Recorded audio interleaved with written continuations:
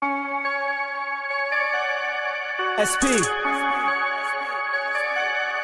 2 milli. Niggas know what it is, man. We ride around in these streets, strapped up.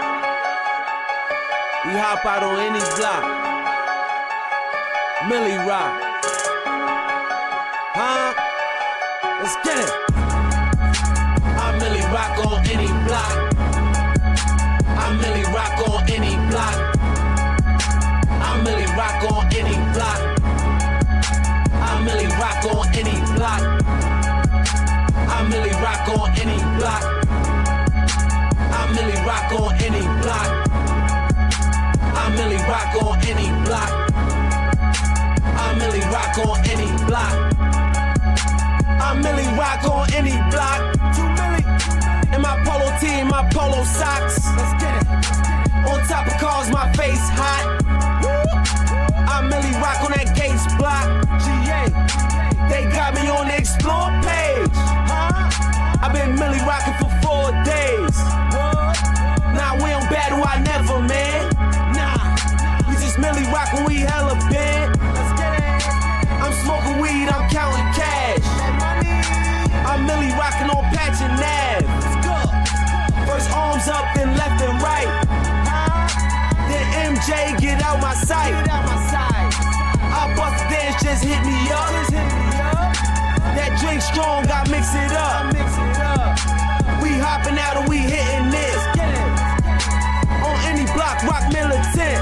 Let's get it. I Millie rock on any block. I Millie rock on any block. I Millie rock on any block. I Millie rock on any block. I Millie rock on any block. I Millie rock on any block. I Millie rock on any block. I Millie rock on any block. She Millie rock, she love that dance. I Millie rock when I hug my bands. Yo, feet work, nigga, show me something. You ain't Millie rockin', you ain't doing nothing. I barely flex, but I love that loud. I'm Millie rockin' all through the crowd. Watch out, watch out, watch out. I'm Millie rock on any block. And my Tommy box is my Tommy socks. She know the gang, she know the name. She Millie rockin' for Insta fame. 140 likes, you see my shit. On any block, rock militant. Down Stuyvesant to Fulton Street. We all Millie rock to the beat. I drunk too much, I'm feeling beat. But I'm energized when I hear that beat. Let's get it. I Millie rock on any block. I Millie rock on any block. I Millie rock on any block. I Millie rock on any block. I Millie rock on any block. I Millie rock on any block. I Millie rock on any block. I Millie rock on any block.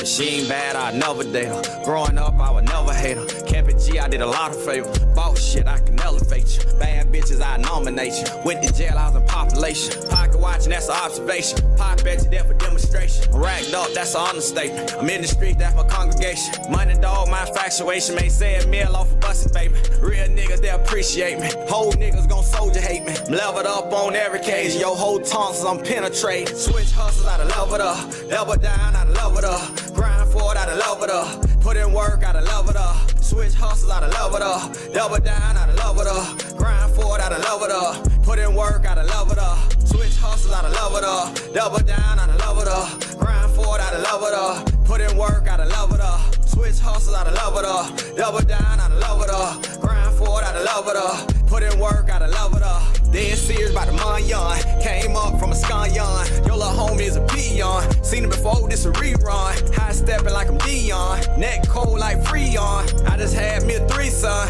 Broad day round 3, son. Got the juice, yeah, Capri Sun. Finesse your dog for the big one. Security guard don't need one. Riding around with a big bum. Only smoke on big blunt. Came a long way from Freeland. Cosign ain't need one. Got the bag and I'ma keep one. Switch hustles, I love it up. Double down, I love it up. Grind for it, I love it up. Put in work, I love it up. Switch hustles, I love it up. Double down, I love it up. Grind for it, I love it up. Put in work, I love it up. Switch hustles, I love it up. Double down, I love it up. Grind for it, I love it up. Put in work, I love it up. Switch hustles, I love it up. Double down, I love it up. Grind for it, I love it up. Put in work, I love it up.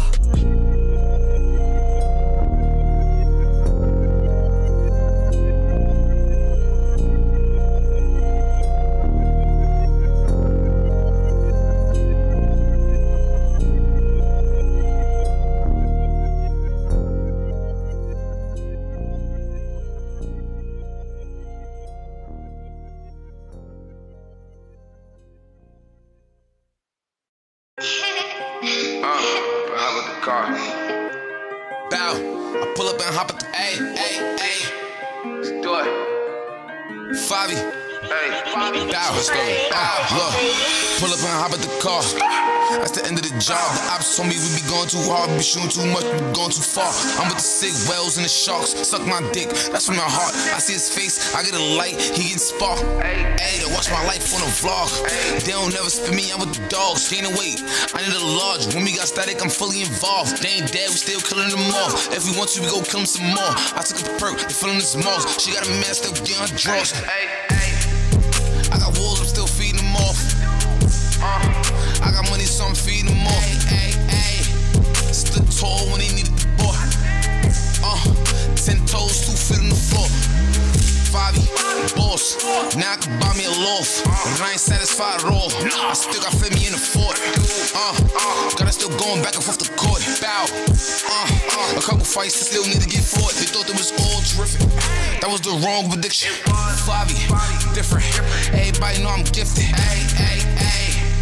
2 shots for the wicked. Pull up, silence, crickets. It's my crib, you evicted. Smell good, sniff it. I'ma take all of your bitches. She let me fuck with the quickness. Don't let me up it and lift it. It's a link in my bio, click it. I'm going viral every minute. She wanna suck it and lick it. All facts, no fiction. My life is a motherfucking mission. I'm on a motherfucking mission. Cheese, chicken, all this money I be getting. They know I'm good with the women. Pull up and hop at the car.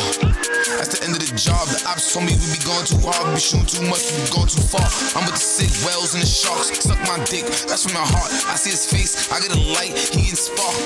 They watch my life on a vlog. They don't never spin me out with the dogs. Gain the weight, I need a large. When we got static, I'm fully involved. They ain't dead, we still killing them off. If we want to, we go kill them some more. I took a perk, they feeling this moss. She got a man still getting her draws.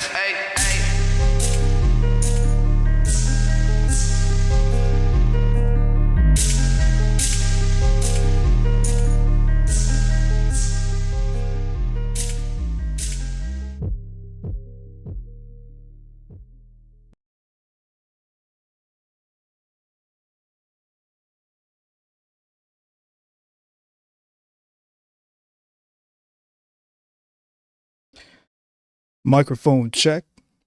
1 2 1 2 1 2.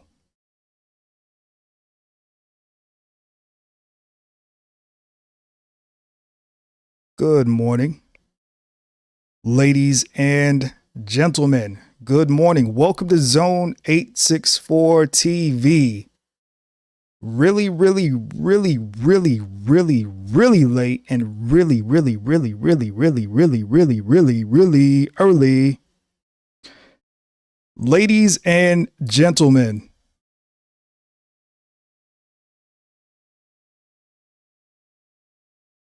I'm doing a million things, man. See, we only been here for like 5 minutes. I'm already doing like a million thousand things. And that That's the beauty of being a live streamer or content creator, however you want to say it. Ladies and gentlemen, we're going to go ahead and address some housekeeping early. Most of you guys that are regulars that come through, you know how I do. We're going to slow walk this one. We're not, it's 3:42 a.m. Mountain Standard Time. So, we're not gonna rush. We're gonna take care of some housekeeping. We're gonna take care of some housekeeping.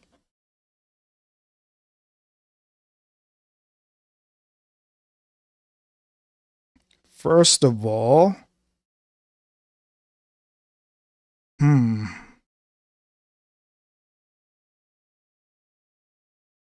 bear with me one moment, guys.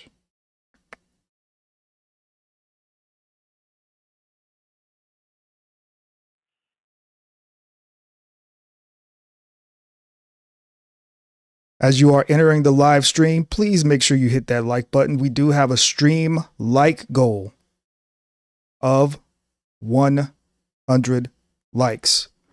Shout out to Gary in the building, bright and early or nice and late.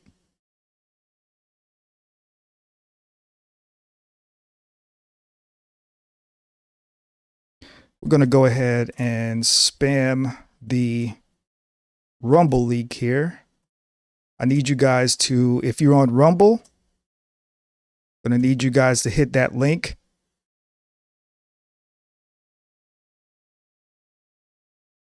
And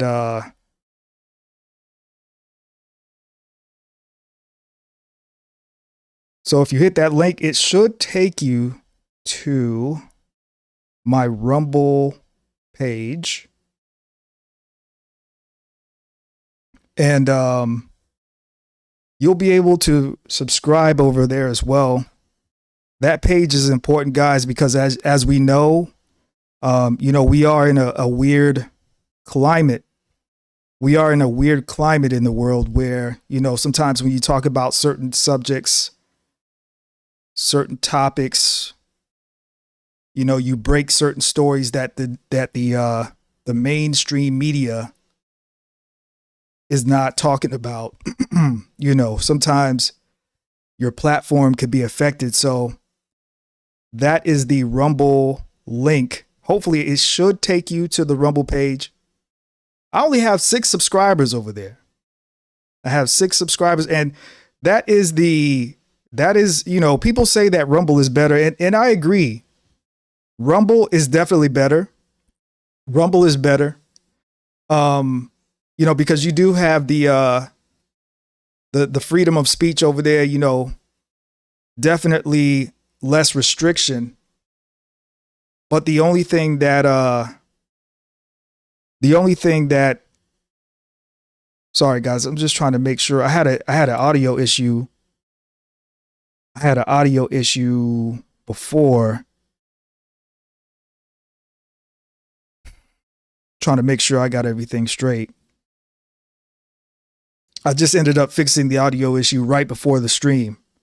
But anyway, as I was saying, Rumble in a sense, even Kick in a sense is better.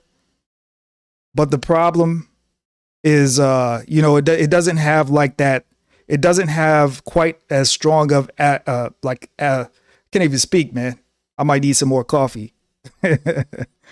But it doesn't have like a strong algorithm like YouTube has. YouTube has a really, really strong algorithm.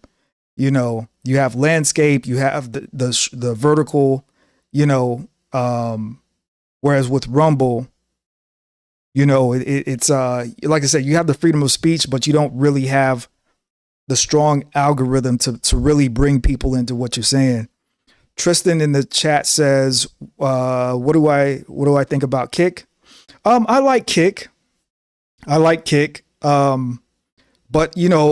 again, I'll put Kick in the same level as Rumble, because Kick, it is a little bit more, I guess, gamer friendly, but Kick it also has like a weak algorithm as well.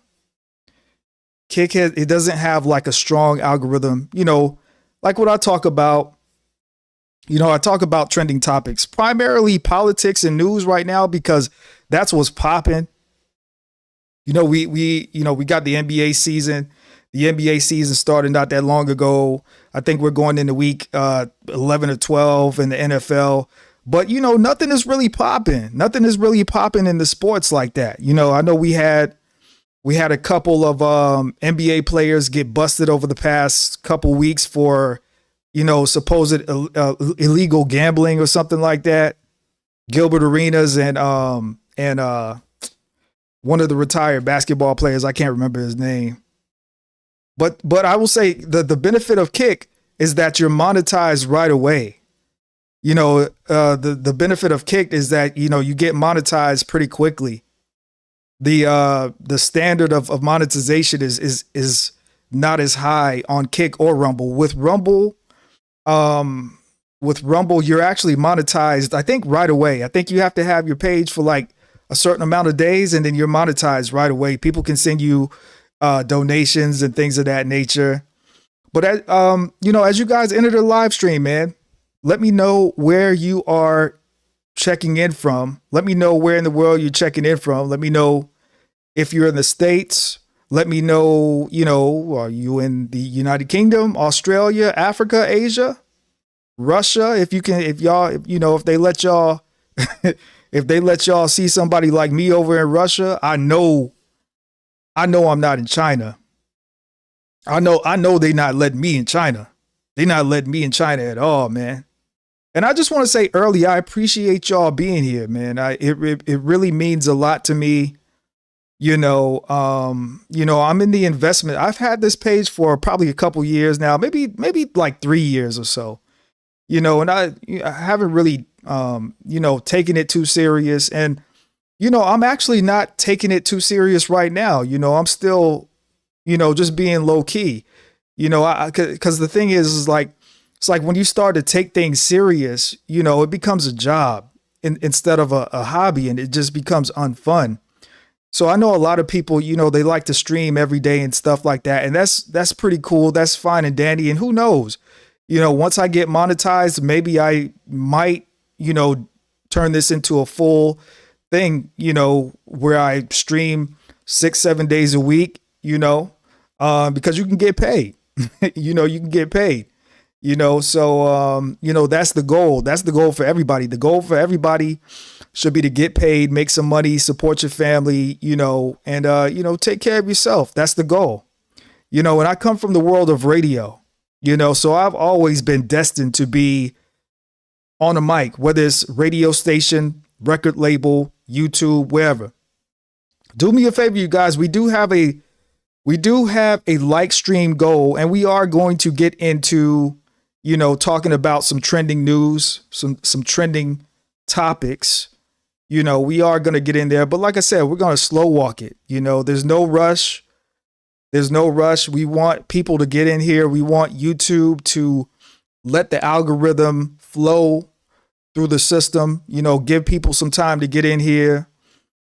And while y'all are coming in here, let me know where y'all are checking in from. I see that we got, who do we have in here? Mumbai? Is that in India? I think that's in India. I'm not sure. Mumbai? I'm not sure how to say that. We got Scotland in the building. Scotland Yard. Scotland in the building. Yeah. So, I'm the black. Somebody says I'm the black Shia LaBeouf. Hey, I'll take that. I grew up on Shia LaBeouf.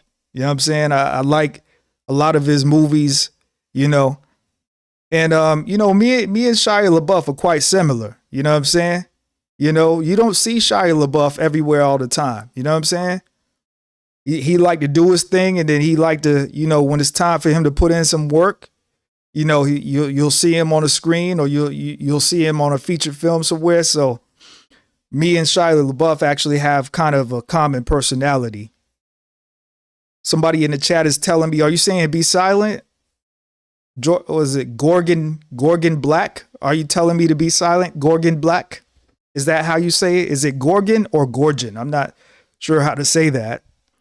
But, I say this all the time. Yes, guys, I have some content lined up for us to watch.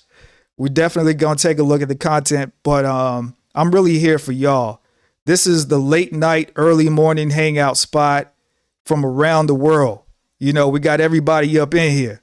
We come here to, meet new people. We come here to network. We're here to talk about what's going on in the world. You know what I'm saying? If it's any breaking news, any interesting news, especially if you guys live outside of the United States, if there's like interesting stuff, put it in the chat. Put it in the chat. I'm not just a person who likes to know what is just going on here in the United States. This is kind of like our channel of communication. So I want to know what's going on all over the world. You feel me? I don't want to know just what's going on in the United States, because I'm familiar with what's going on over here. We have 8 likes, ladies and gentlemen. We have a streaming like goal of 100 likes. And also, we also have a subscriber goal as well. We're currently at 711 subscribers. 711. I would like to get to at least 750 before the live stream is over. I would like for us to get to 750 subscribers before the live stream is over. We do have a 100 like stream. We a 100 like goal for the stream. So we're a little bit slow on the likes. Okay. So as y'all enter the live stream, make sure that you are hitting that like button. It's the easiest thing to do. If you're watching me on a smartphone, I think Android, iPhone, just double tap that screen, or there you'll see 3 dots at the top right hand corner of the screen. Hit that. And then it should give you the like button as well. So those are the way. And of course, if you're watching on a PC, it should tell you should be able to see that, And usually I get started about 2 a.m., usually 3 a.m. at the latest. It did, but it took me a little while to get set up because I had an audio issue that I had to get fixed. And I literally, this is kind of the benefit of being, I guess you could say, an audio engineer. That's what I went to school for. That's what I did. That's what I do. In the music business, I'm somewhat of a audio expert, and I literally got the issue fixed literally as the music was playing at the beginning of the stream. So you gotta, it just goes to show you just got to keep pushing through. You got to keep pushing through until you fix the problem. You don't just give up because you think you can't solve the problem. You got to keep pushing through until you fix the problem. Because if I didn't fix the problem, then we wouldn't be here right now. Y'all wouldn't be in the chat right now. I'd probably be pissed off. So we have 14 likes. We do have a streaming like goal of 100 likes. So we need about 86 more likes. We need 86 more likes. And we do have a subscriber goal of at least 750 subscribers. Currently, right now, we're at 714 subscribers. So we're making good progress early. Let me see what y'all saying in the chat. Somebody says, peace, brother. David James says, peace, brother. Very informative. I try to be, man. I try to keep us up on the latest and greatest, because I know people don't watch the news. People are, going around uninformed, and I know that politics, I know that American politics is something that the entire world can relate to because America runs the world. Let's face it, so we need to know what's going on in America. But like I said, if you live outside the country, I put whatever's going on in your country as well. And then also, because, you know, I am working the late night shift, the graveyard shift, however you want to say it, I'm also looking for regulars as well. Because, you know, most of my moderators are on the East Coast. I'm on the West Coast. You know, so most of my moderators are typically sleep when I go live. You know, so if I see you here, you know, a couple times, you know, 2 or 3 times, and you know, you're not causing any problems in the chat, you're being respectful, you know, you could definitely become a moderator on this channel. You know, even though, you know, I do already have some pretty tight restrictions in the chat, so you can't just say anything. And if you do just say something that I definitely disagree with, or you're just being crazy disrespectful, I'm just going to get you up out the paint. I'm just going to get you up out the paint. Because, I mean, why you want to come in here and be disrespectful? You know what I'm saying? This is the cool hangout spot. This is the late night, early morning hangout spot. You know, if you're a lady, if you're a single lady, somebody say, what's the subject here? Oh, we're talking about, you know, we're talking about an update that President Trump gave as far as Venezuela, U.S. Venezuela relations, and some remarks about the cost of living. You know, so today was actually kind of a light news cycle. And that's also why it took me a little, you know, long as well, because I didn't want to necessarily, you know, play anything that I played before. Although I'm gonna play this, I played this before. But as we get started, make sure you guys hit the like button for the stream. We have a streaming like goal of 100 likes for the stream. And we also would like to get to 750 subscribers this evening, ladies and gentlemen. We're at 714 right now. But let's take a look. Let's take a look at our first piece of information this morning. So many of you know, we are facing an issue, you know, when it comes to illegal immigration and, you know, immigration status, things of that nature. But there are definitely going to be some changes coming for the H-1B visa program. There are definitely going to be some changes. We're at 20 likes, ladies and gentlemen. We need a streaming like goal of 100 likes. We got 21 likes, so we're moving right along. Good morning to one of my moderators in the building, the cynical one. The cynical one.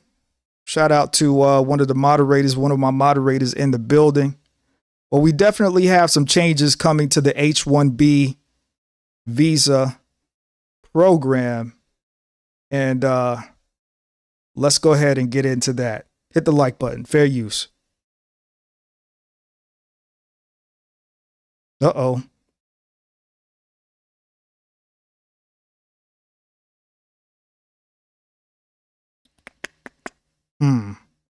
Hold on, y'all. Because I can't hear anything.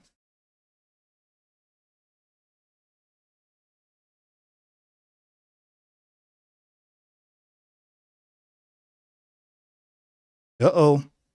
Maybe I didn't fix the sound issue.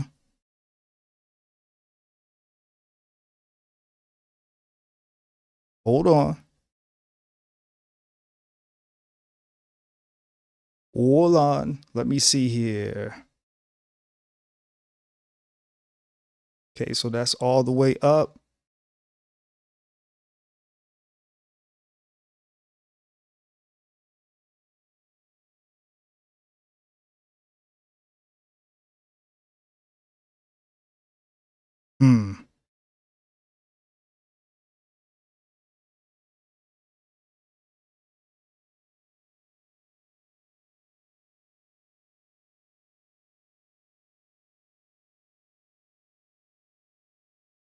Uh-oh.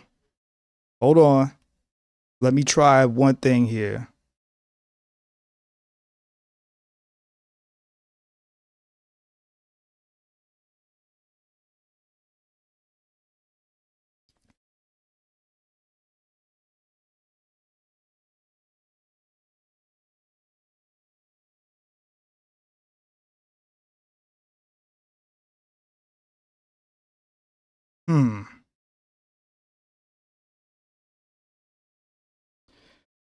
We're going to fix this. We're going to fix it. I already had to fix one issue this morning early.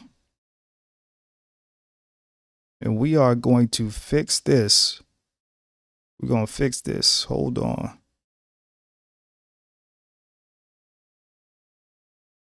We got to.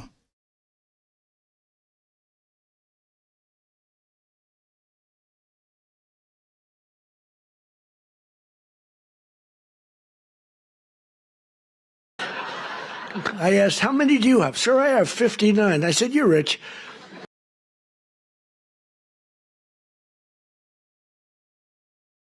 Okay. Making some progress. Bear with me, y'all. Okay, so that played.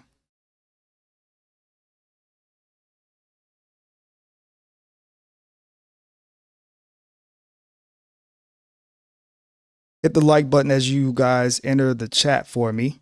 We're almost there. This is called Building It While You Fly.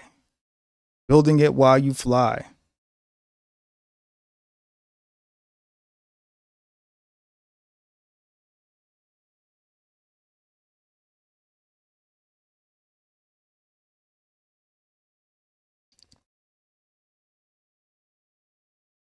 And hit the like button as you enter the chat. Let's see here.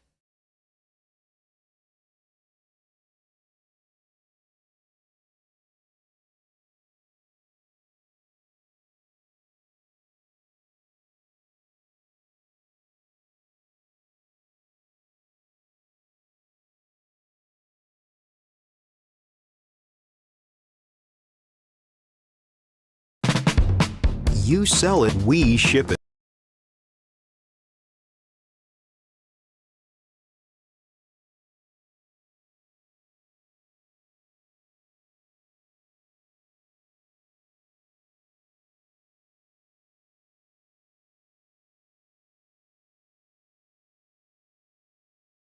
Thank you all for your patience. Oh, we're almost there.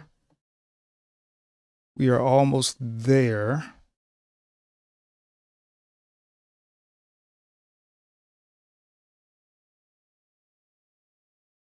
Group in the House has succeeded in its procedural efforts, but Let's give this another try, shall we?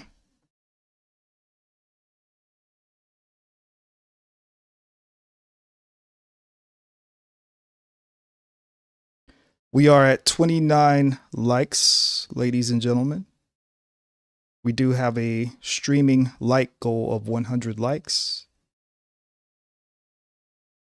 Let's take a listen here.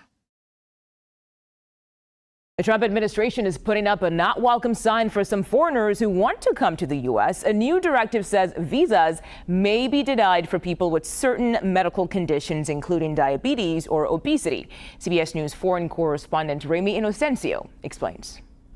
A public service announcement to foreigners hoping to live in America: be healthy or be denied. If you're obese, got diabetes, or because of your age, a new Trump directive basically says you might have a tougher chance getting that U.S. visa. Consular officers around the world have been instructed to ask, could this person someday cost too much in medical care? And if the answer is yes, then that officer could very well decline you. Critics, though, they say it's turning health into a kind of wealth test. Basically, if you can't afford to stay healthy, then you can't afford to be American. But supporters say, hold on, why should U.S. taxpayers foot the bill for someone else's care, which could be lifelong? So it's not. So, still got a few seconds left on that video, but what do you guys think? What do you guys think about the new adjustments or the H-1B visa, do you think that it's fair to say that you can only, I guess, get the visa if you are healthy, if you are within certain health criteria? I mean, because think about it. America is, I would say America is probably the most obese country in the world. I mean, I've traveled outside the United States to a few countries, Mexico, South America, Europe. And, you know, I gotta tell you that you definitely, now every country has its obese people. You know, there's obese people everywhere, and there's obese people in Japan. There's obese people in China.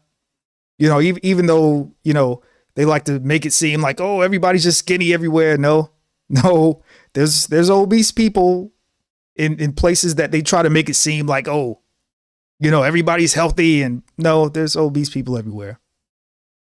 But I will say that America just definitely has a problem, you know, and I will say this, part of the problem is definitely the food. Part of the problem is definitely the additives in the food, for sure. You know, all of the preservatives, all of that. Definitely, it's definitely the food that's part of the problem. However, at the same time, right? And I'll say this, if you're a person, if you're an American, but if you're a person in any part of the world, but particularly if you're American and you know that you have pre-existing health conditions and you're just out here eating Popeye's chicken and KFC and McDonald's every day, like you're setting yourself up for failure, yo. Like, seriously, you know what I'm saying? I ain't even trying to be funny, man. I'm not even trying to be funny. Like, you cannot have diabetes and eat certain things. You cannot have, you know, certain cardiovascular conditions and eat certain things, especially things with high sodium. Especially things with high sodium. And so the United States is like, well, if you're going to come over here and work, damn it, at least be in shape.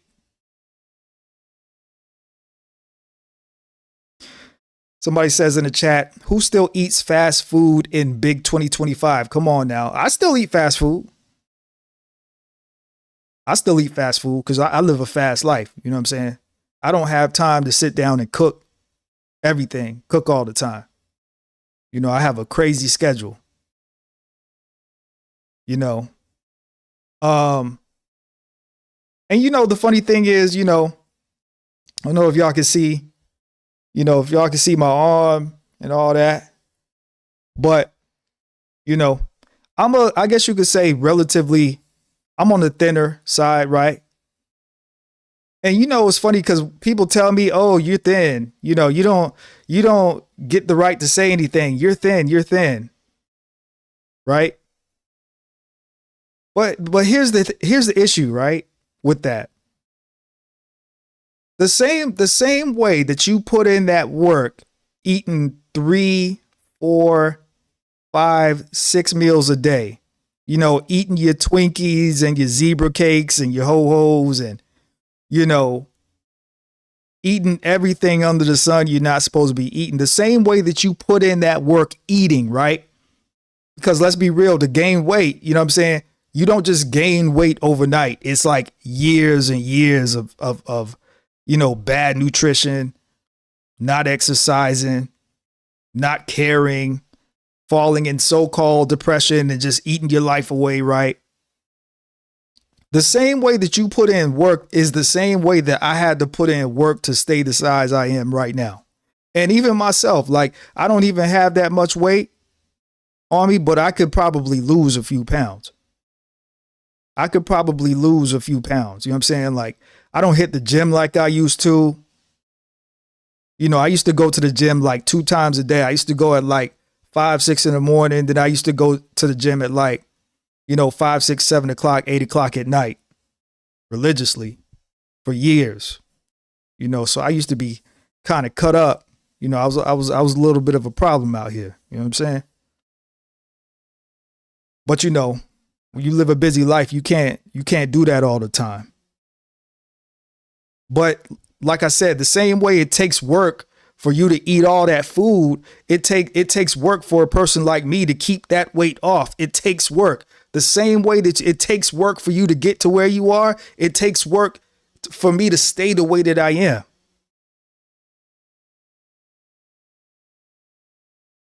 And by the way, somebody says in the chat, no disrespect with you until so-called depression. Depression is very real, brother. I counsel people all week and travel the world helping and healing them. Absolutely. I'm not saying depression is not real. I'm not saying depression is not real, but I'm just keep it 100. Like if y'all got soft feelings, my channel is not the place for you. I'm not the one for you. I'm not the one for you. Because yes, I'm gonna bring some race into it. Y'all see how I look? I'm a melanated brother. I'm a melanated brother that comes from I'm a descendant of slaves. So I don't have time. Like when people make excuses, and I'm not saying depression is not real.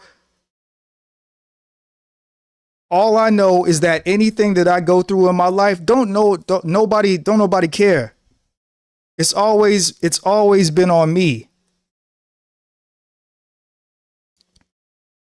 Somebody says in the chat, bro, everyone was slaves. Everyone wasn't slaves in America. I'm in America. And I'm melanated.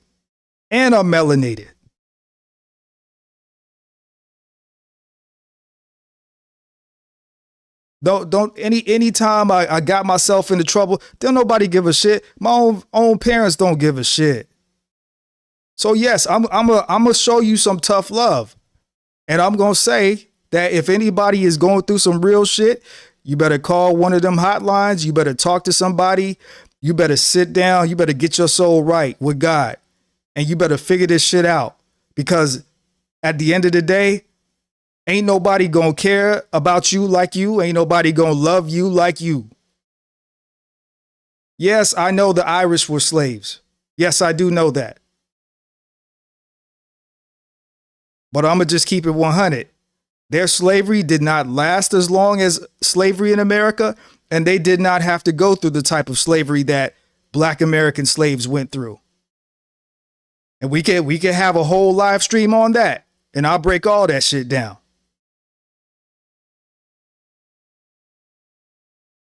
Black Americans went through the most progressive, most harsh type of slavery on the planet. Because we faced the most innovative form of white supremacy. How do you think we run the world today?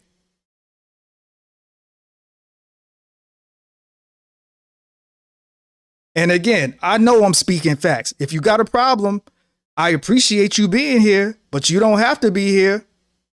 You don't have to be here.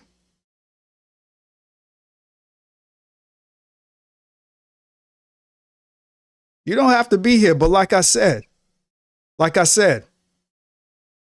y'all choosing to eat 5, 6, 7 meals a day, that's y'all's fault. That's your fault. And see, this is the thing. You bring up one.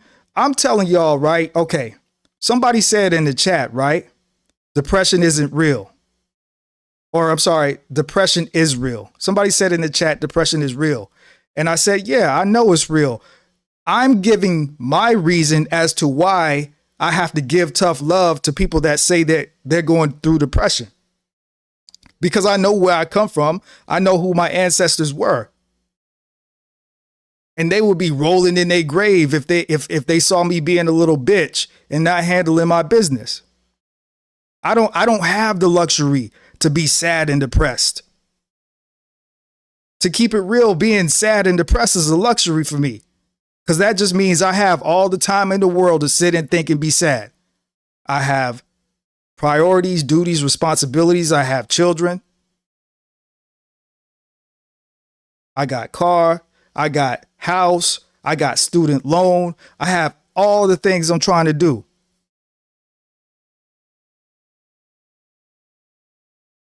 Especially if you're a man.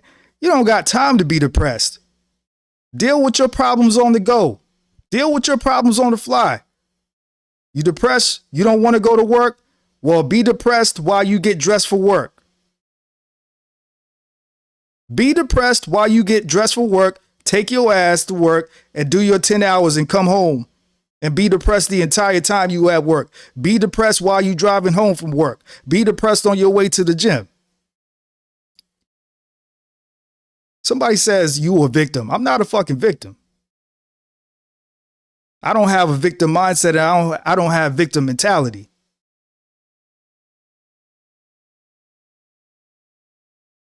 All I'm simply doing is telling y'all where I get my source of strength from to keep pushing. And this is not to get into a thing of, and yeah, I said what I said, but slavery is bad, period. Oppression is bad, period. And freedom is everybody's job. Point blank, period. We all go through bad shit in this world. I'm just simply saying, I know that people paid the price for me to be where I am right now and to be a success. They didn't struggle, get hung from trees, and work hard for me to get out here and be depressed. That's simply all I'm saying. I use that as a source of strength.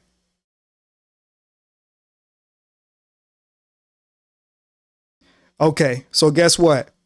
Here's what we gonna do. So anybody in the chat that says I have a victim mindset, guess what? We're gonna send you to the block party. Because I just said that I didn't have a victim mindset. So we're gonna send you to the block party. Because now you just gonna come in here and disturb the peace. I'm rocking with y'all. I'm not trying to make this all about me. I'm just trying to give somebody a little bit of inspiration. But what happens is y'all sit on this goddamn internet all day and listen to all this negative shit that when somebody actually turns on the motherfucking microphone and tries to inspire you and give you a few words of encouragement and motivation, then you want to tell me I got a victim mindset.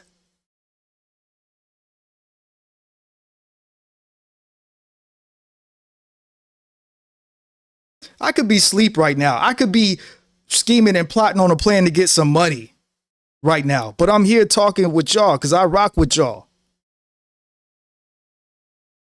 I don't have to be bare my soul. I don't have to, because I know a lot of people getting up, getting ready to go to work. I could be inspiring somebody to get through their day. I could be inspiring somebody that's going through some real shit, whether you male or female. Want to come in here and try to tell me that I have a victim mindset just because I'm going to honor the legacy of my ancestors and not be a fucking failure and be successful. Because I take their hurt and I take their sacrifice and I use that as my energy to push me forward in life. We're at 41 likes, ladies and gentlemen. We do have a 100 like stream, a 100 like goal for the stream. I'll flip it around. Even if you're a white person, even if you're a non-melanated person, all white people don't come from a lineage of slave owners. All white people in America are not rich.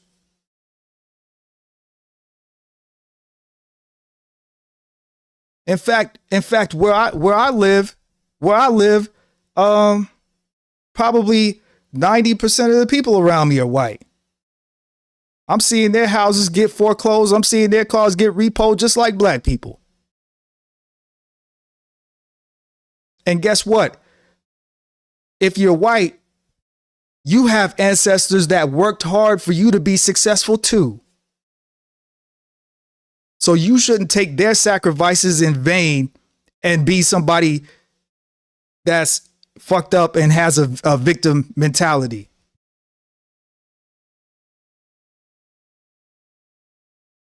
Somebody says the white don't like you talking like that. Don't like me talking like what?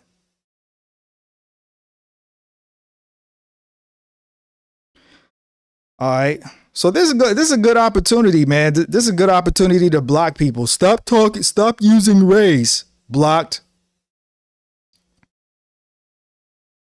I'm always going to talk about race. I'm always going to talk about race, and I'm going to talk about it in a nuanced way. See, when you listen to a lot of this mainstream shit, they like to talk about race in a negative way. I talk about race to try to bring us together. Somebody said he's kidding in the chat. Well, I can't tell. He's blocked anyway. And then it's funny because people actually come in the chat and you know, they think that they can tell me what to talk about.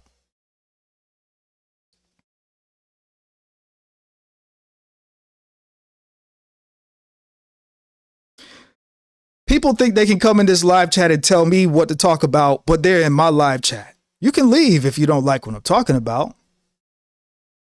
But we do have a like goal of 100 likes for the stream, ladies and gentlemen. Let's go ahead and finish this video up. We're at 47 likes, ladies and gentlemen. Not because anyone broke a law, but because you might be a burden on America with that high blood pressure, with that asthma, or with that insulin bill. One note, filtering U.S. visa applicants for health reasons is not new. There have been screenings that look for communicable diseases like tuberculosis, along with your vaccine history. But this is an expansion of that, and critics say it's all part of the Trump administration's effort to control immigration into the country. Yeah, see, that part I don't agree with. It's a part of saying, if you're going to come into America, be in shape. Don't just be somebody else coming over here lazy. You know what I mean? We want the best of the best. We want people that are knowledgeable. We want people that are in shape. It's not a way to control immigration. And as a matter of fact, maybe it is a way to control immigration, because as an American, you cannot go in, you can't just go into any country, especially places like the UK now. The UK has so many restrictions on your ass. You go to the UK and you even sneeze the wrong way, they'll revoke your visa, your passport. Now, they think you even saying something negative about the Queen, you know, or the political system over there, they'll put your butt on the first flight back to America as soon as they possibly can. Go over to the UK and think you're going to talk crazy. Every country has specifications and regulations about who they let into this country. And that's the bad thing about American media. American media has gotten so far away from true journalism. Like, listen to that last part. That's crazy. Tuberculosis, along with your vaccine history. But this is an expansion of that, and critics say it's all part of the Trump administration's effort to control immigration into the country. America would be trying to control immigration, whether it's Biden in the White House, whether it's Barack in the White House, whether it was Kamala Harris in the White House. Immigration is always going to be controlled. You know, let us not forget that there's a certain thing called 9/11 that happened during my lifetime, and I still remember it. And the crazy thing is, we're at a point in time where there's so many young people in the country that were babies, they don't even know what 9/11 is.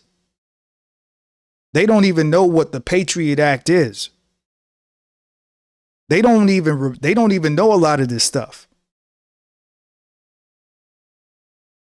Meanwhile, my old ass, age 37, I remember it like it was yesterday.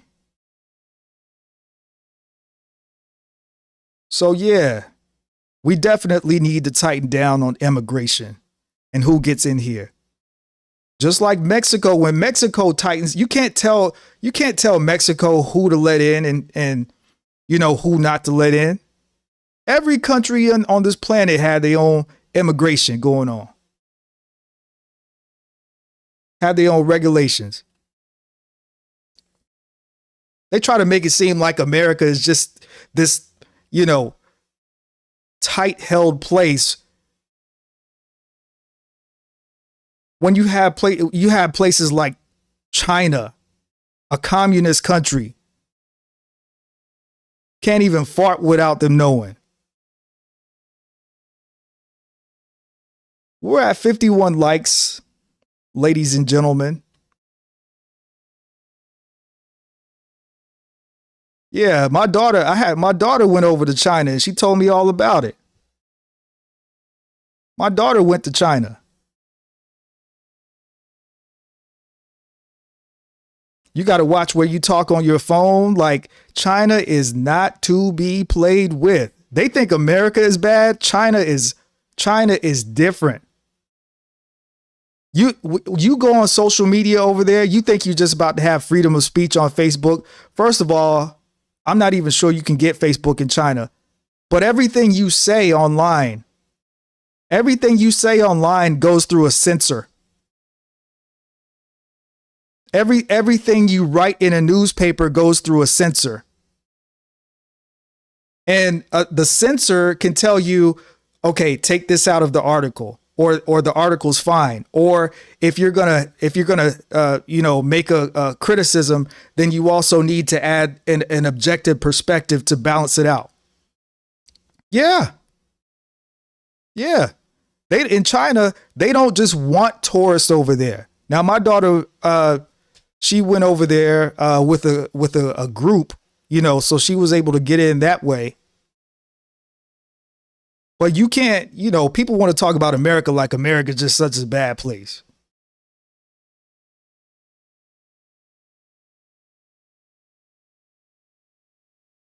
But hit the like button, ladies and gentlemen. Let's take a look at where we are with the subscribers. We do have a subscriber goal of 750 subscribers. We're currently at 721.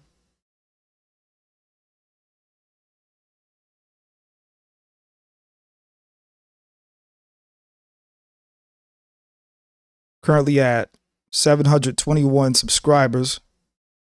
We're going to get to the next piece of information here.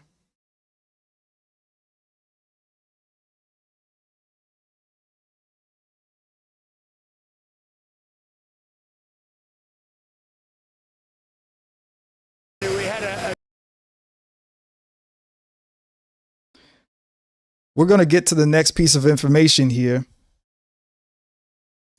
And I'm going to go ahead and apologize about the audio in advance, because this one, it's kind of a little bit weird because there's a helicopter in the background and,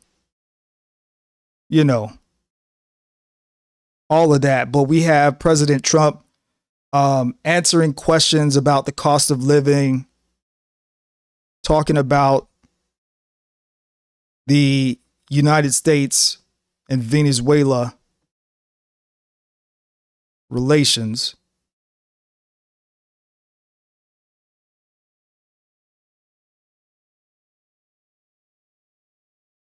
All right, let's go.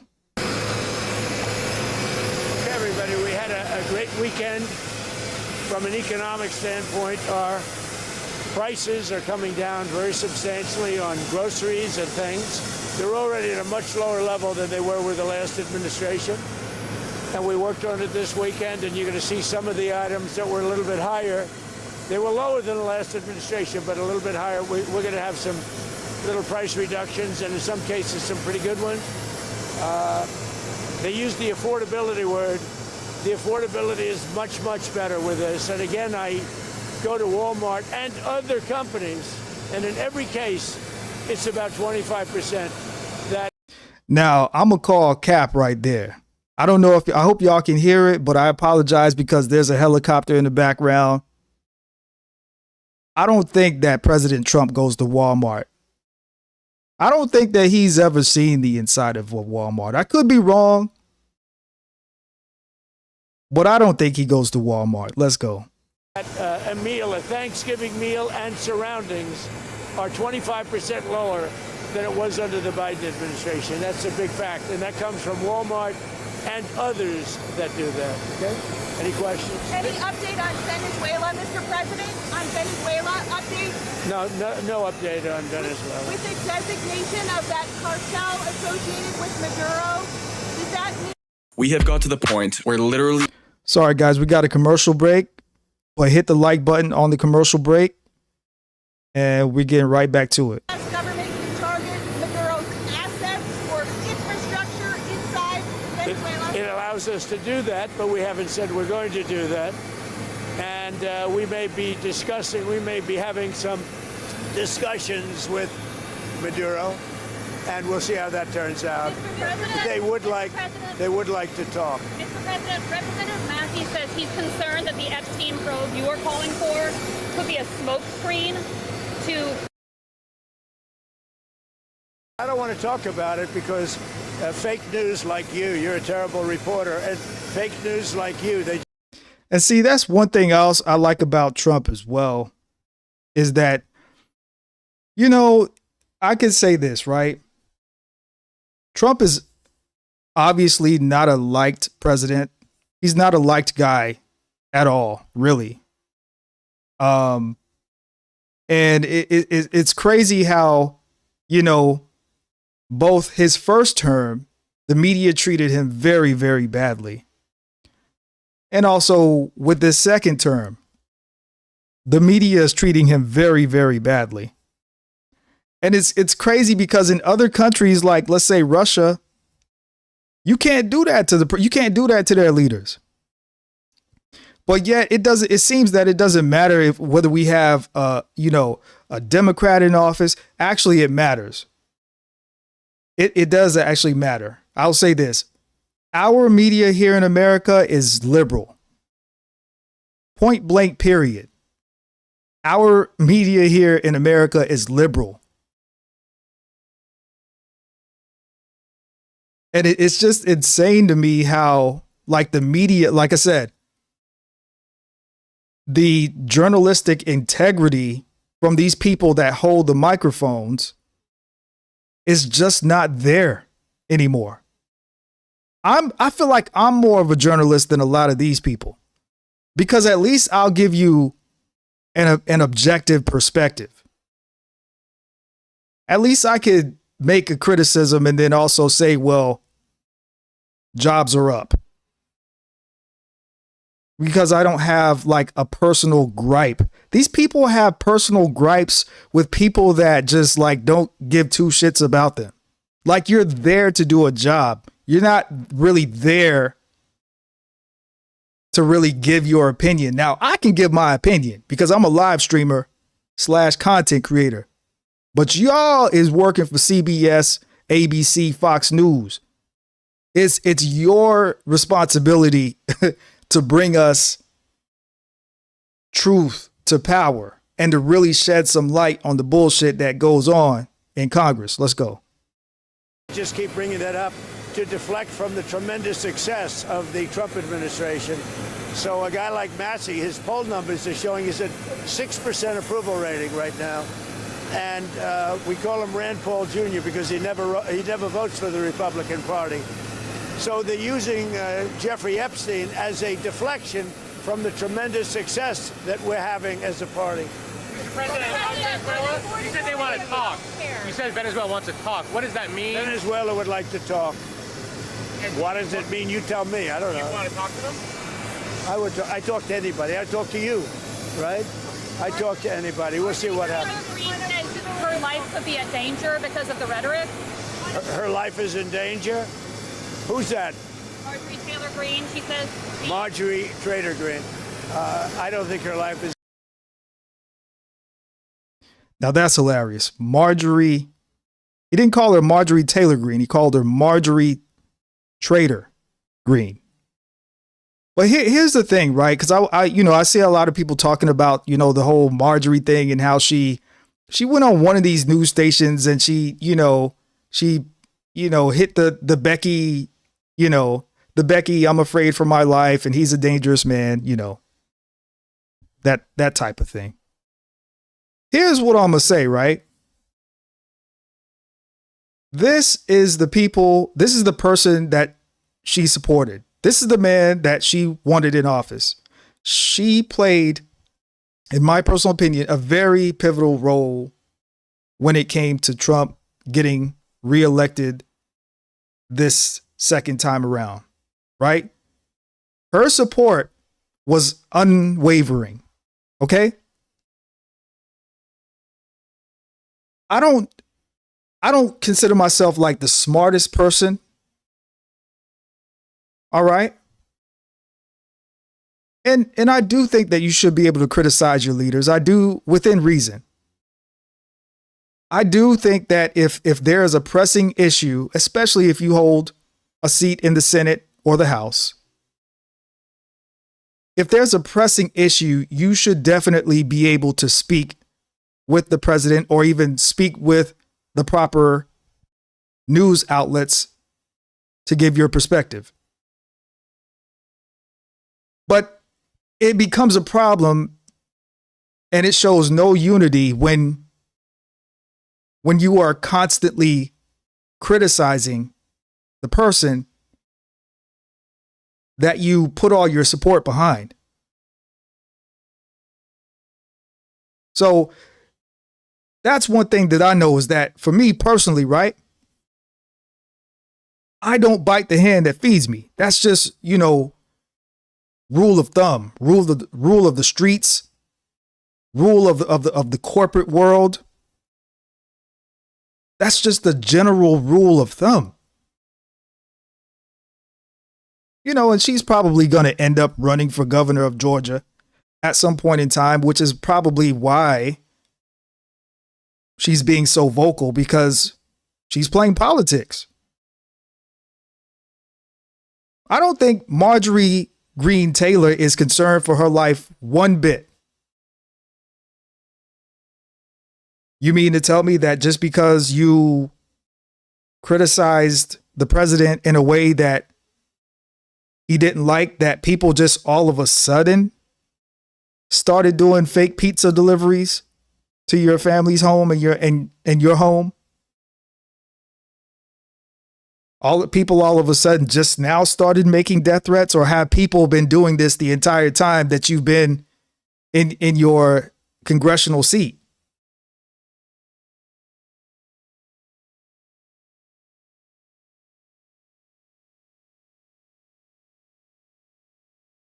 And I see every regular everyday people doing it too.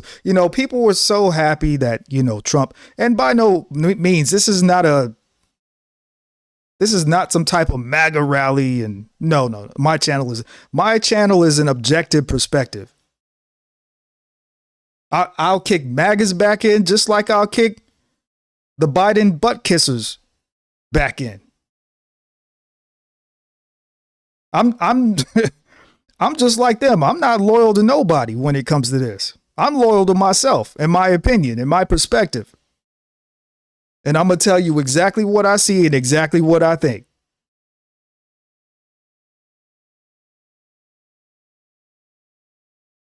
So maybe before you open your mouth to criticize the president, maybe you should think about all the support that you put behind this person.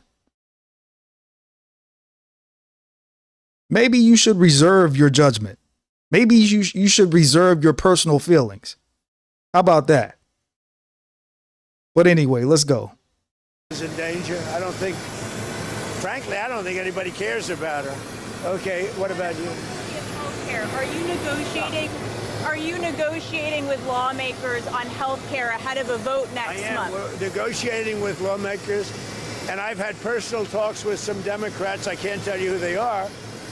I just don't want to do that. It's not fair to them, about paying large amounts of dollars back to the people. This was my idea. It came up during that.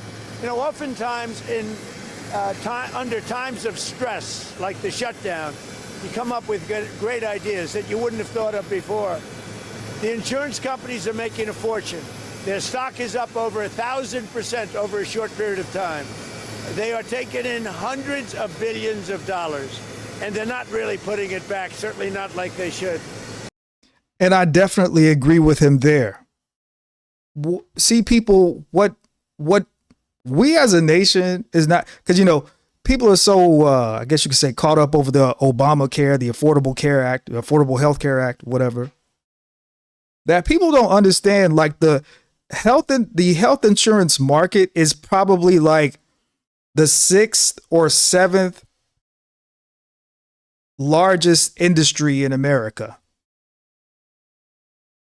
And they're not coming up with cures for cancer. They're not lowering the cost in their healthcare facilities.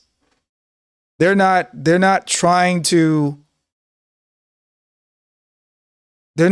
trying to fix the problem with healthcare in America.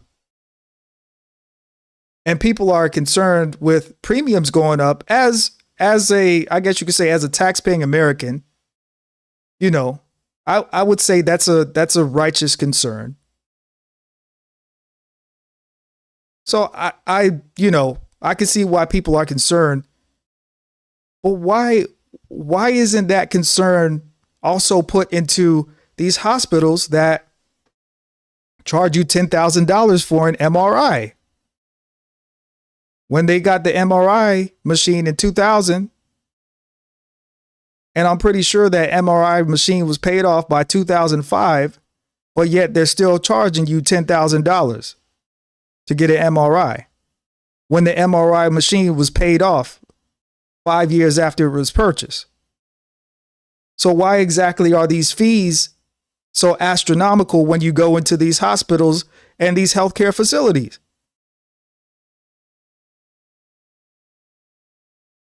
And that was a major issue when it came to Obamacare, because all they're doing is funding their Obamacare. Now, don't get me wrong.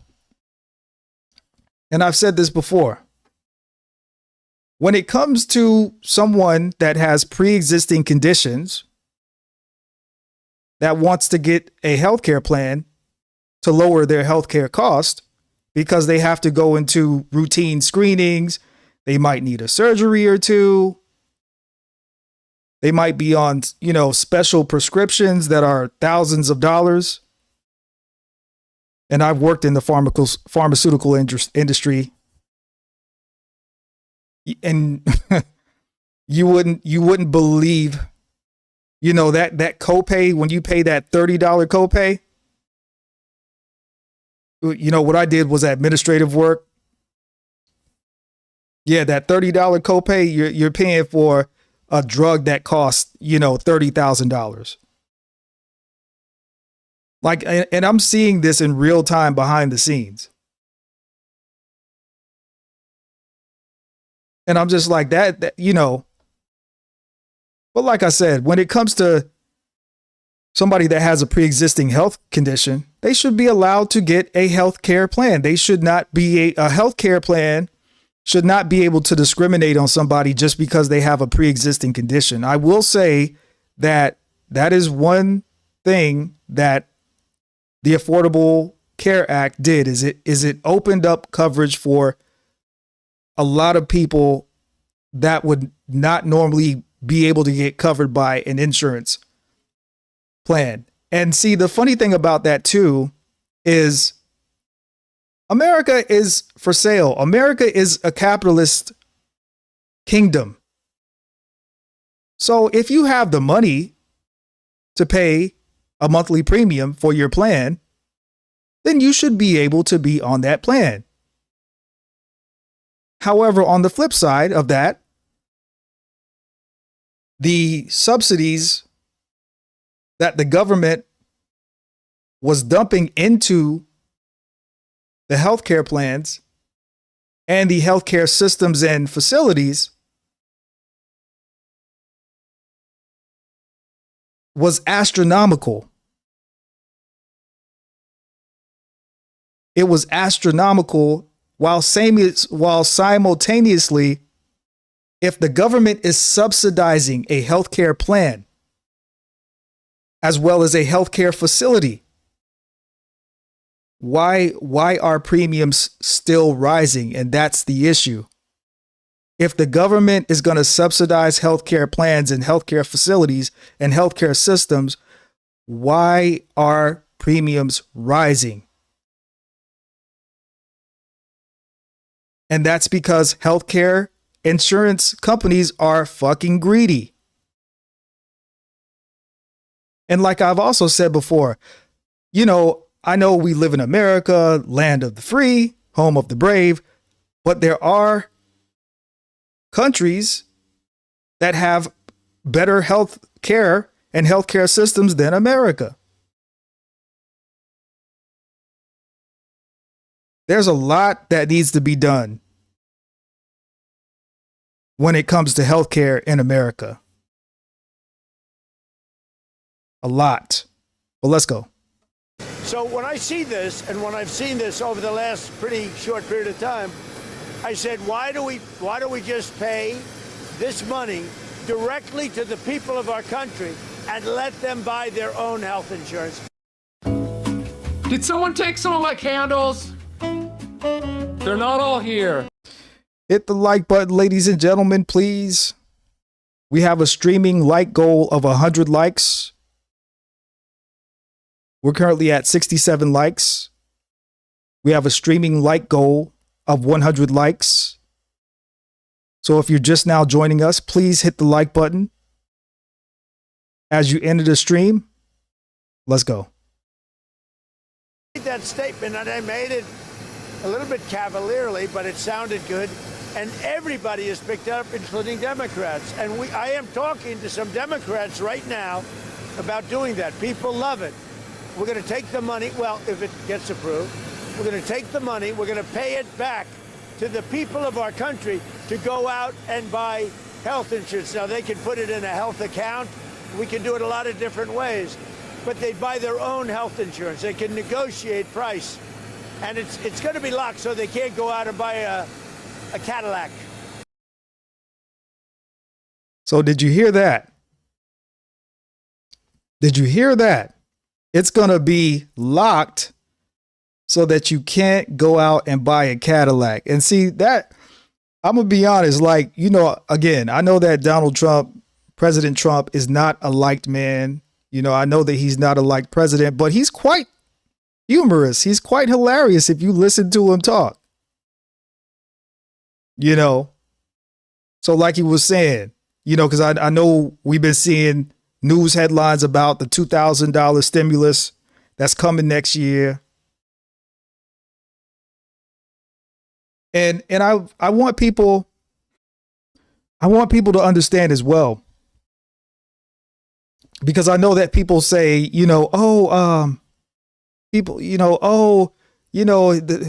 this, he's not doing this and he's not doing that. Well, he did say on his campaign that it's going to take everything that he said that he promised, which I'll tell you this. No president is going to do 100% of what they say on a campaign trail. No president is going to do 100%. I don't care whether you Obama, you Clinton, you Trump. No president does 100%.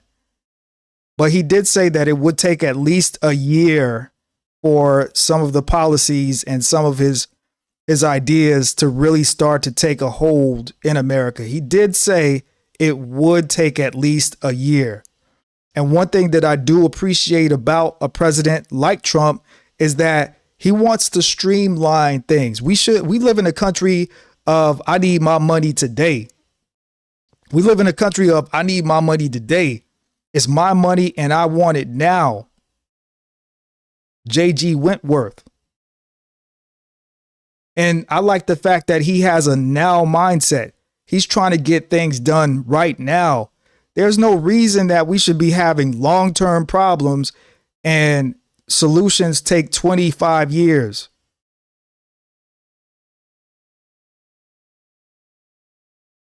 When we're supposed to be the most powerful and richest country in the world, which when people say that we're the richest country in the world, I I'm really peculiar about that statement. Because yeah, we definitely got bank. We definitely, when it comes to getting that paper, America, we definitely do the damn thing. We definitely do the damn thing. But as far as resources, we get our resources from everywhere else. And I know that America has its own resources, but there are other countries that have like an unlimited sustainable supply of the resources that we use for our technology, for our transportation.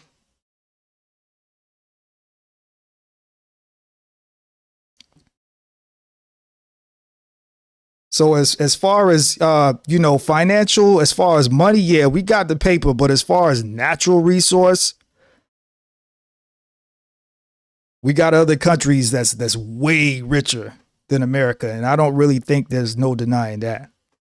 They can go out and buy health insurance. Is it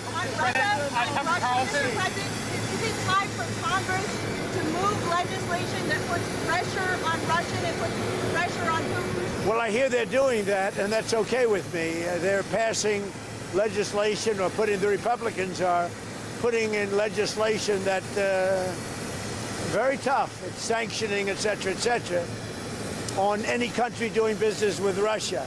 They may add Iran to that, as you know. I suggested it. So any country that does business with Russia will be very severely sanctioned. We may add Iran to the formula, yeah. Mr. President, Tucker Carlson recently had a friendly interview with anti-Semite Nick Fuentes. Tucker Carlson. What role do you think Tucker Carlson should play?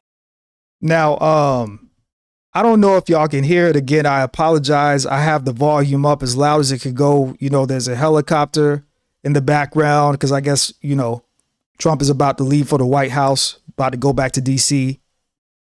And did y'all hear how the news anchor or the person asking him the question?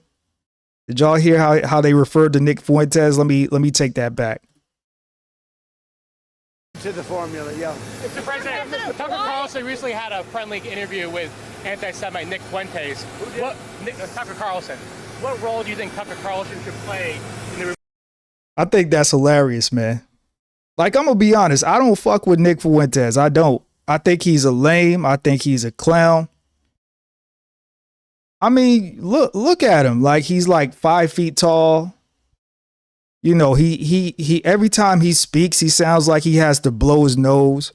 And I'm not saying that he doesn't have valid points from time to time. A broken clock is right twice a day. But I'm going to be honest, Nick Fuentes and his gay groypers, or whatever they're called, they don't hold any weight. The only thing they could do that he's good for is getting online and talking. He's not making any type of like leeway in this political game whatsoever. Now, when it comes to content, he does his thing. There's no denying that.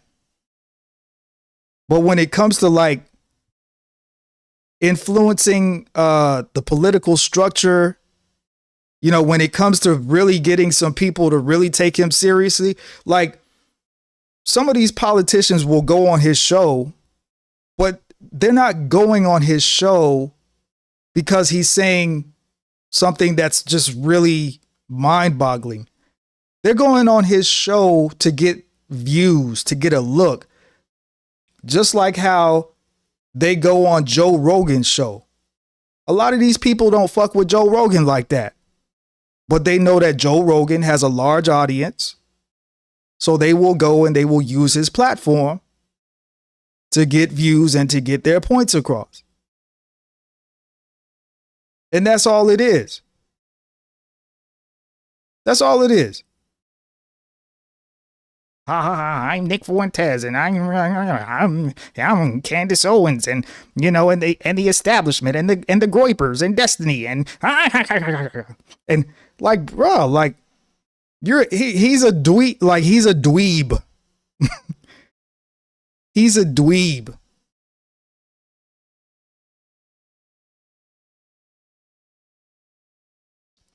He has no moving power whatsoever. He can get views. Shout out to Mr. Goodbread in the building. He can get views. Him and his gay groiper buddies, they can get views, but that's all they gonna get. Nick Fuentes is what, 20 years old? He gonna be Nick Fuentes is gonna be my age, 37, still talking about the same bullshit.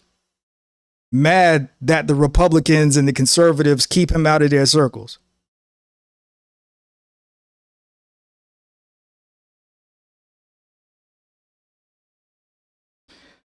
Let's see. We're at 77 likes, ladies and gentlemen. We have a 100 like goal for the stream. We're almost there. We are almost there, ladies and gentlemen. We're at 77 likes. We need 100 likes. Somebody says, I'm lost. I don't know. I don't know if you're talking to me or if you're talking to somebody in the chat. And that's what that's what I had to learn last stream, right? Because last stream, I was commentating on some shit and I was looking at the chat at the same time. And I'm like, yo, is you talking to me? But then I had to look at the chat and there's people going back and forth in the chat. So I thought that shit was hilarious. Thought that was hilarious. I'm like, man, I'm gonna let y'all do y'all thing. But if you disrespecting me, I'm gonna get you out of here though. Somebody said the FBI targeted him because he's in. No, the FBI targeted him because he's a stupid idiot. You can't talk about assassinating other influencers. You can't talk about violence and wanting to, because there have been, okay, if you're playing a video game, and this is while Charlie Kirk was alive, right? If you're playing a video game where hundreds of thousands of people is watching you and you're taking a gun on the game and you're saying, oh, this is Charlie Kirk, and you're faking like you're shooting him on a video game, and you have a large platform. They didn't target him because he was influencing the youth. He's not influencing the youth. He's influencing a bunch of incels.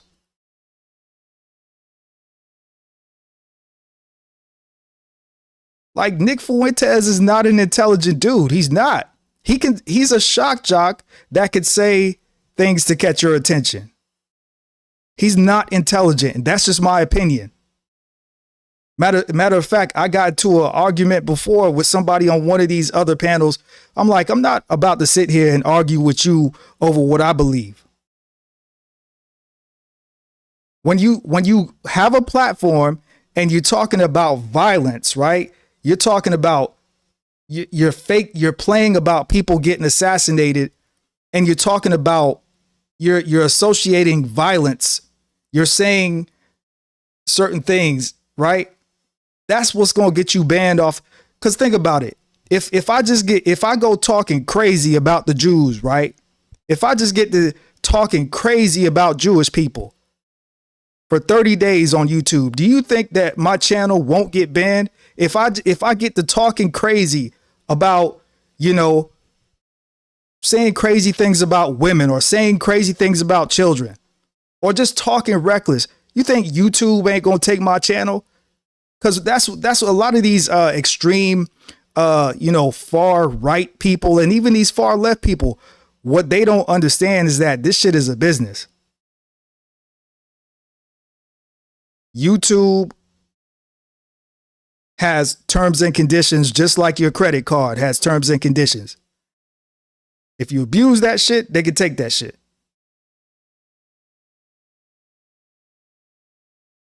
What is this person writing in the chat? PDF files. You could have just put that in like one word. You could have just put that. You could have just put that in one word. That's not something that's banned. And the word PDF file is not banned in the chat. That was probably a Nick Fuentes follower and watcher. He probably fantasizes about licking Nick Fuentes' butthole.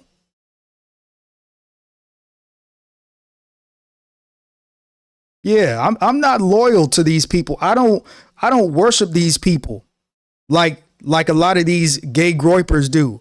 A lot of these people do. Shout out to Fear No Mortals in the building. Yeah, see? Because keep it real, I'm a self-made man. I get money off YouTube. So even if I got banned on YouTube, I'm gonna still be okay because I can do work with my hands. What can Nick Fuentes do with his hands? What has he taught young men to do with their hands? I'm pretty sure most of the young men that watch him don't even know how to fix a car tire. Don't even know how to put a jack under the right chassis. Don't even know where to put the tire jack under. They don't even know how to put the tire jack under the chassis to change the tire. They mess around and fuck the whole axle of the car up.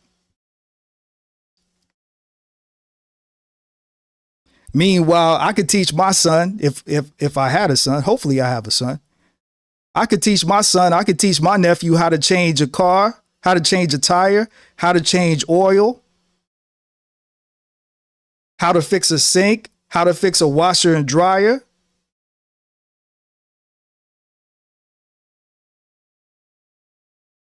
How to chop wood, how to fix a serpentine belt under a hood.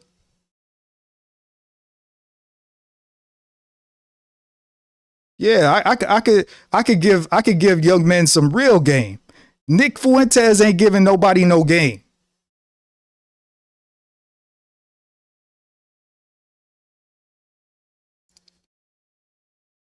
Nick Fuentes ain't giving nobody no game. He's not helping it. Who is he helping, really?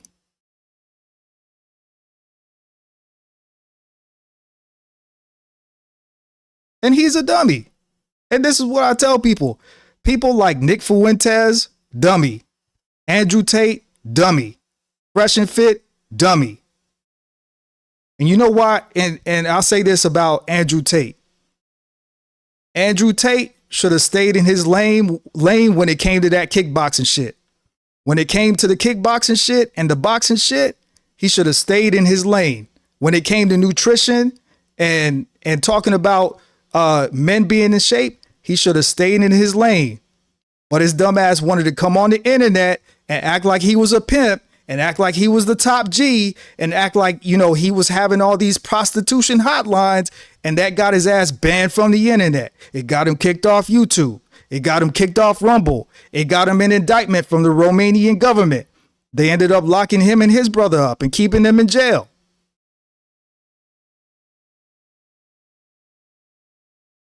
These guys don't impress me. You know who impress me? The people that impress me are the people that can grow large channels with thousands of subscribers, millions of subscribers, and keep their channel for 5, 10, 15, 20 years. Eat off that shit.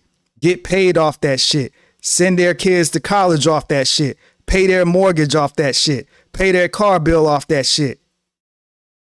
Leave that shit to their kids so that when they die, their kids can get the royalties that come from their YouTube account. Those are the people that impress me. Somebody says I'm a fake. Well, guess what?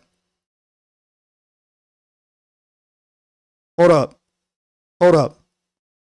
Oh, my darling. Oh, my darling. Oh, my darling. Go to the block list. Shout out to the cynical one for handling that. Oh, my darling. Oh, my darling.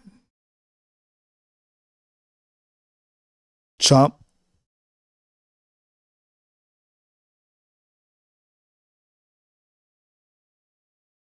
Yeah, man. Those are the people. And you know what? Those people, these people, and see, the funny thing is, the type of people that I'm talking about right now, some of these people, I don't really rock with some of these people, right? but I give them their respect. Some of these content creators that got hundreds of thousands of subscribers, I don't rock with them, right? Because they do and say things that I don't agree with. Not the ones I just named, but at least they keep their channel. At least they keep their channel. And that's what a lot of content creators don't realize is, yes, you can turn on a microphone and you can say what you want. You can say what you want to say. But being able to be on YouTube and earn a living is a privilege. Being able to make pre-recorded videos and get paid off that shit is a privilege. Because your ass could be working a hard labor job, 10, 12 hours somewhere. Your ass could be sitting in a call center getting cursed out by customers all goddamn day because they done overdrafted their goddamn account on Popeye's chicken.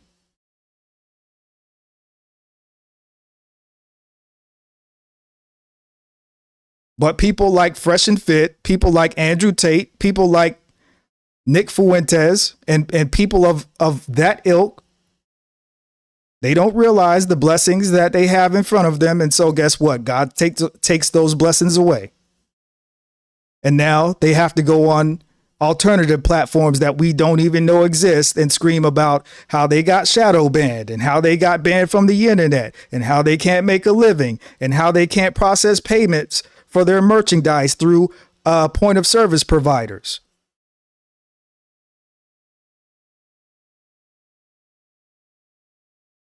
Because they wanted to bite the hand that feed them. They thought they were greater than the program. You can't come in my house and then think you're going to act how you want to act in my house. I got rules.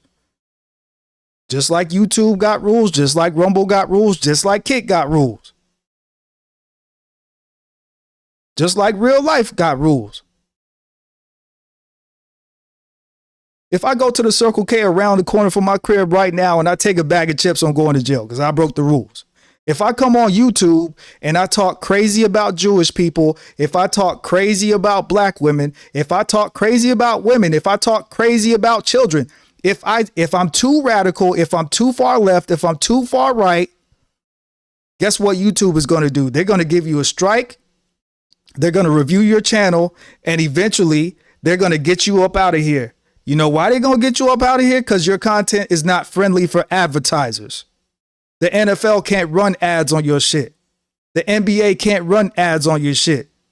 The NHL, MLB can't run ads on your shit. The Viagra ads don't want to run ads on your shit. Because you think that you're bigger than the program. And and this is what I tell people. You know, and I do try not to mention other content creators' names. But every once in a while, I will do it to point out an example. People think that YouTube is different than your average 9-to-5 traditional workplace. And to a degree, it is because you can make your own hours. You can make content. You can talk about what you want to talk about, just within the terms and conditions and the parameters that YouTube has set for you.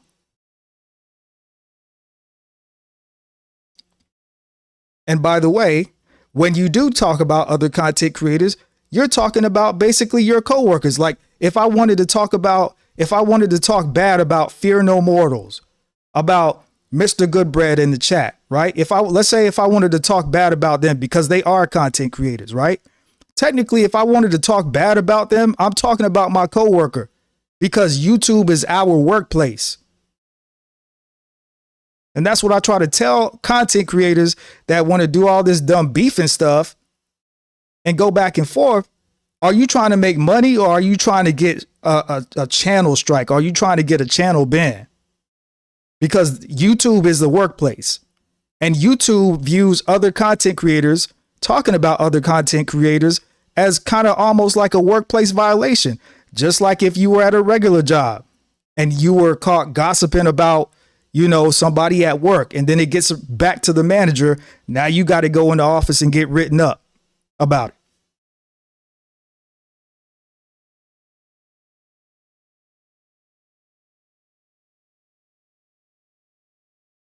I would love to come up here and just curse up a storm and and be just as radical as I could be. But hey, I understand that this is a business, just like any other business. And thankfully, I've had enough corporate jobs where I've had to stand in front of a boardroom in a board meeting and give it a presentation and give numbers and projections. So when you're in a boardroom, you have to learn how to be professional and talk professional and look professional. So, that's why I don't curse every other word, because, I have real life experience. But ladies and gentlemen, we do have a like goal of 100 likes. We do have a like goal of 100 likes. We're at 90 likes. We're at 90 likes, ladies and gentlemen. And plus, you know what I'm saying? Plus, listen, I like the fact that I could turn on a microphone, turn on the computer, and I get, 180 people in the chat, 100 people in the chat. You know what I'm saying? Like, this is the late night, early morning hangout spot. I'm not coming on here trying to be malicious and, you know what I mean? Like, I'm not trying to do all that. I'm trying to come here, talk about the news, talk about trending topics. I'm trying to connect with y'all. I'm trying to connect with the audience. I want to give y'all a place to have an outlet where y'all could come hang out before you got to go to work or when you getting off work.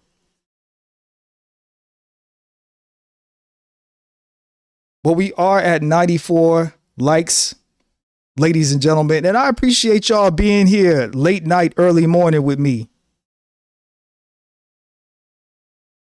I appreciate it, man. Y'all make the channel. Like, yes, I provide the content, but y'all make the channel, man. And I promise y'all, I know I'm yapping. I appreciate y'all listening to me yap. But I'm going to tell y'all this, and we're going to get back to the content, right? Because, a lot of these content creators, they want you to send them money. And don't get me wrong, I want y'all to send me money. I want y'all to send me money because, I got to get Christmas presents for my loved ones just like everybody else, right? But for now, just hit the like button. Just hit the like button for now, okay? Just hit the like button. All right, that will suffice. That will do for now. But I was watching a content creator one time, right? And this content creator was cooking. This content creator was delivering the word of God, giving some game, man, right? And somebody sent in a super chat for $1, right? Somebody sent in a super chat for $1. And in that super chat, and then they wrote in the comments, right? It was either like for $1 or $2, right? And then in the comments, they wrote, appreciate your message, wish I could send more. The content creator said, stop the stream, right? The content creator said, hey, man, appreciate that. And it's all good about you couldn't send more. He said, but I appreciate that because it came from you, man. I appreciate that $1 because it came from you. He said, I appreciate that $1 because it came from you, man. It could have came from anybody else, but it came from you. So I appreciate y'all, rocking with the king. You know what I'm saying? We had 97 likes. We had 97 likes. Matter of fact, man, like, yo, I feel like, man, I feel like getting in the studio because a lot of y'all don't know I rap. You know what I'm saying? I rap, I produce records. I'm a music producer. Like, even just thinking about that feel good moment right now just made me want to write a rap, man. I might, after this stream, man, I might work on some records, but even though I know I'm just hype right now, and that's probably not going to happen because I'm probably going to go to sleep after I end this live stream, I just feel good right now. I just feel good. You know what I'm saying? Had me a cup of coffee earlier, Yeah, son. We're at 99 likes. And we do have a subscriber goal of 750 subscribers. Currently, we're at 735 likes. We're at 700. I might need some more caffeine. I'm sorry, y'all. I'm trying to keep it together, man. Mr. Goodbread says, you got that glow, my G. Hey, man. I get it from you. I get it from you. We're trying to get to 750 subscribers, ladies and gentlemen. Right now, we're at 735. We're at 735. We want to get to 750 subscribers by the end of the live stream. Let's go. Republican Party, the conservative movement going forward. Well, I found him to be good. I mean, he said good things about me over the years. I think he's good. We've had some good interviews. I did an interview with him. We had 300 million hits. You know that. Look, I can't tell him. Will you let me finish my statement? You are the worst. You're with Bloomberg, right? You are the worst. I don't know why they even have you. You're with Bloomberg. Will you let me finish my statement? You are the worst. Will you let me finish my statement? You are the worst. You're with Bloomberg, right? You are the worst. I don't know why they even have you.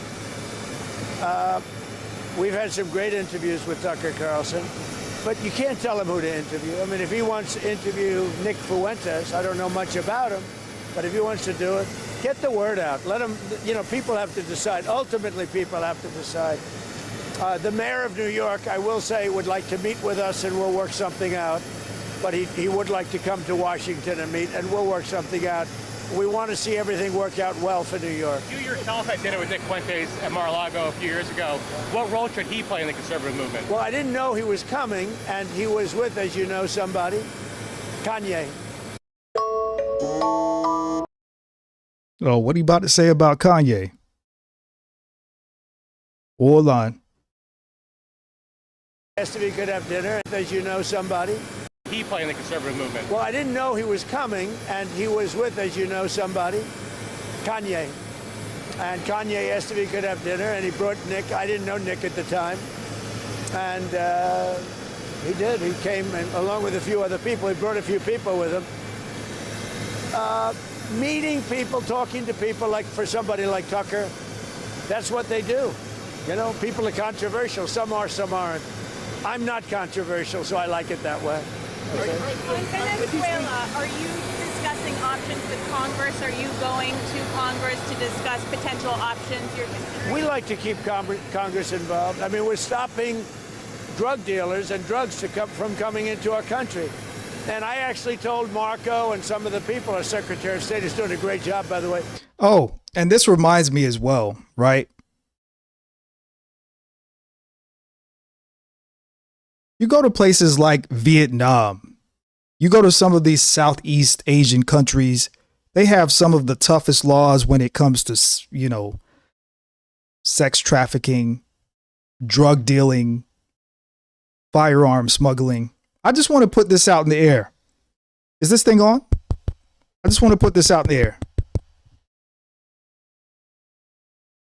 If you are caught dealing fentanyl in this country, I want the death penalty for you. If you are selling fentanyl powder, drugs, I don't care, injection.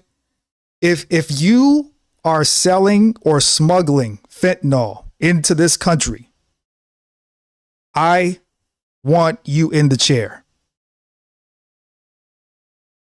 No ifs, ands, or buts. No second chances. No trial. If you're even caught with it, I want the death penalty for you. I want that electric frying you from the inside out.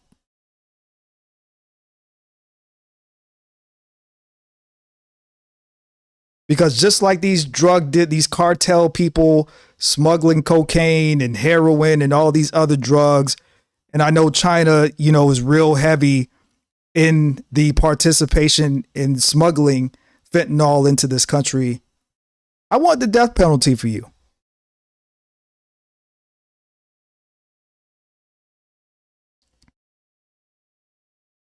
And I would love to sit there and be at your execution as you get fried alive. I would love nothing more to look into your eyes as you take your last breath, because you decided to bring death and smuggle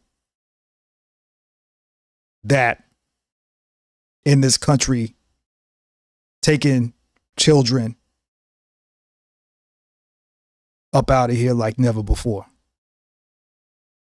So I have no mercy. First of all, you shouldn't be in 2025. You shouldn't be you shouldn't be selling no drugs in 2025. It's virtually impossible to sell drugs without getting caught.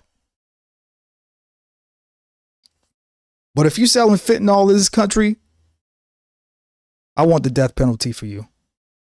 I said, go to Congress and let them know we're not letting drugs come through Mexico.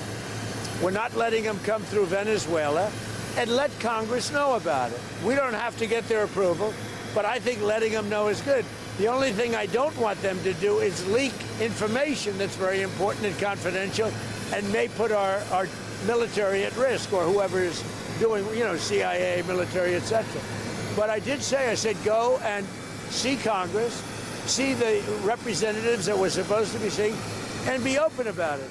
If they say, we don't want you to stop drugs from coming into the country, I don't think that would be good, yes. Are any other countries committed to helping the U.S. with Venezuela, or is all our action still? Yeah, we have great support because it's all about drugs. Well, in Venezuela's case, it's about drugs, and it's also about thousands, hundreds of thousands of people that they've released into our country. And some are gang members from Tren de Aragua. Some are many are drug dealers. Some are murderers. So in the case of Venezuela, it's the prison population. Their almost entire prison population was released into the United States. You know what that means? Their prison population was released into the United States, and we're getting it out. We're doing an amazing job. We have a strong border now. We have everything. Our country's doing so well. But what the Biden administration did to our country should never be forgotten.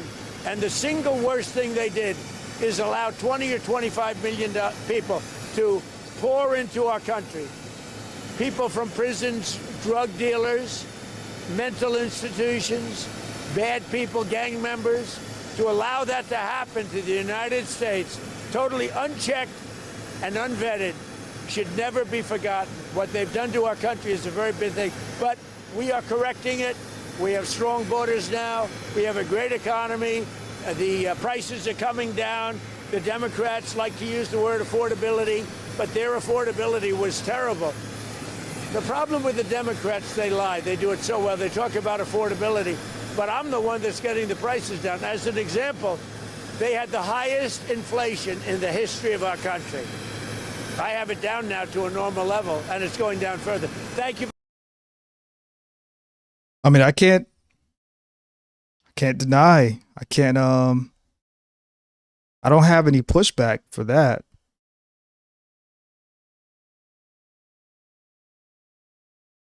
I don't have any pushback for that. Let's see here.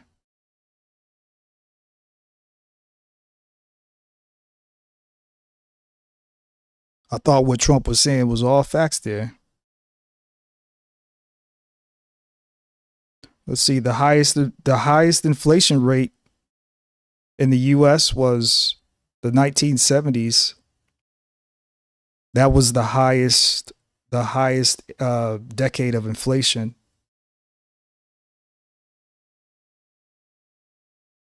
In America. So it went from 10% to 13.5, 10% in 1970 to 13.5% by the time 1980 rolled around. So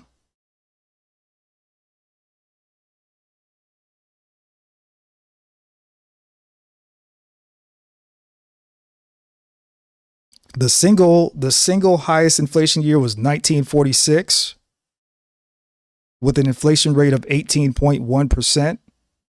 But the 1970s was the highest decade of sustained inflation.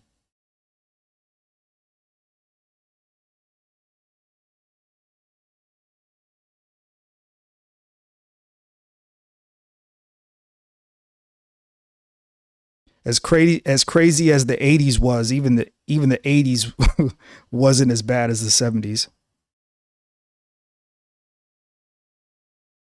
Somebody said Trump slurped up Bubba. Yeah, I've been hearing about Bubba. Who is Bubba? I've been hearing about old Bubba. Who is Bubba?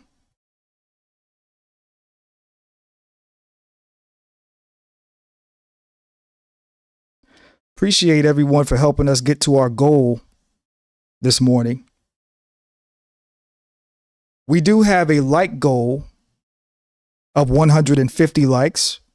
Currently, we're at 109 likes. I would like for us to get to 150 likes. That helps our engagement rate, as well as it helps YouTube send our algorithm out there so people can come over here and chill with us. We also have a subscriber goal of 750 likes.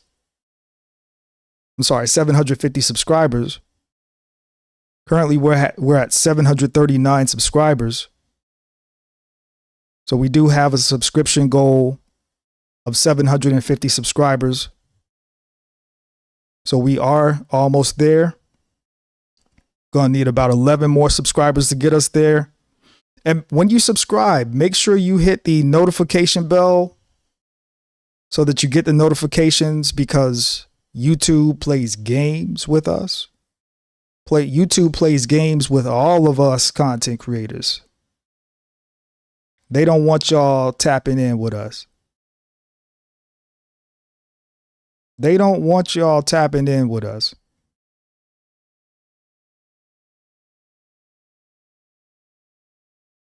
Hey, before we move on, because we got a few more things to talk about.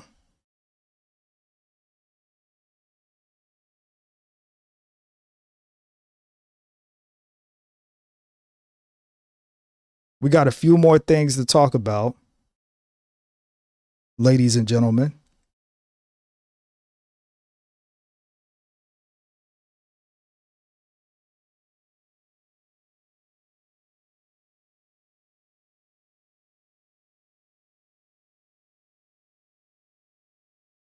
Y'all remember this? This is the problem.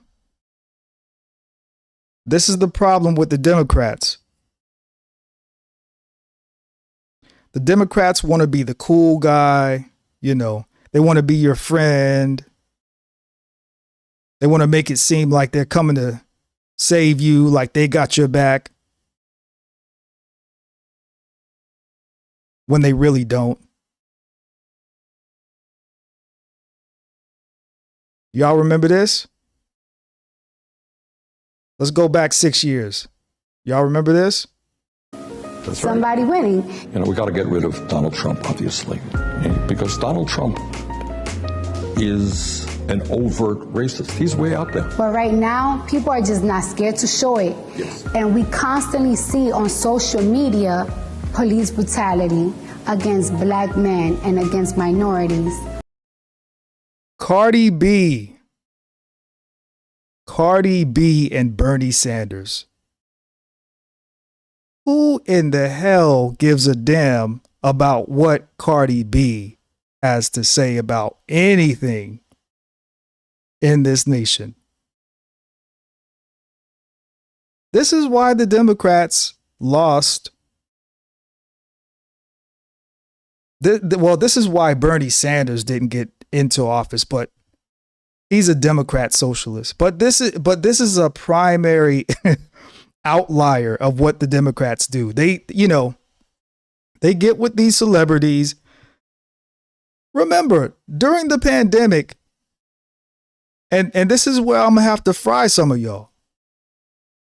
During the pandemic, they told you that if you went to go get a vaccination, they told you that if you went to get that shot, that you would get a burger, a free burger and French fries. They was giving y'all free weed because they knew that y'all was weak enough to take. They was giving out free hamburgers and French fries for y'all to take a COVID shot that you know nothing about. That here we are 5 years removed from that. And it is not funny, but we're finding out that that vaccine, you know, you would have been all right if you didn't have the vaccine and if you just got your vitamin C and vitamin D. Now, during this time, 2020, when the pandemic was happening, I was working in the pharmaceutical industry. In the fall of 2019, we got the notifications and the emails that certain pharmaceutical companies will be rolling out a new flu vaccine. And they were only going to make it exclusive to seniors only for 1 year. Turns out that was a lie. Turns out it wasn't a flu vaccine.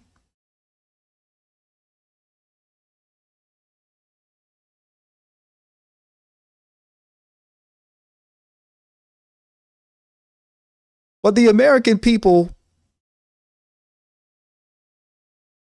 fell like I said, who cares what Cardi B has to say? What are we going to do to change that? Because that is discouraging our people. It's discouraging us to fight. It makes us feel like we're worthless. We constantly see a man getting killed every day.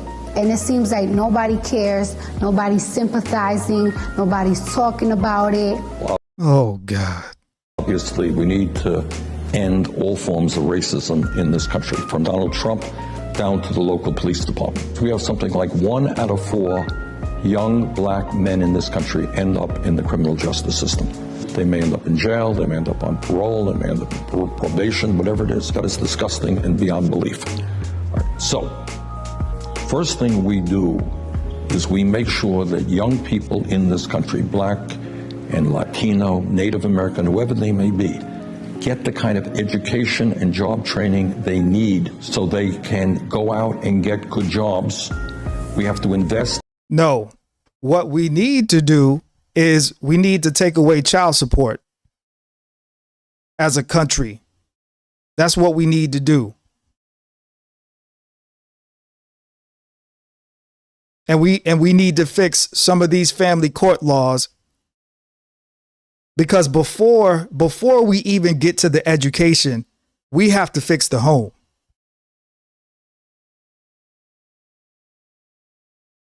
No woman should be able to put a man on child support because she feels like she needs money from the father.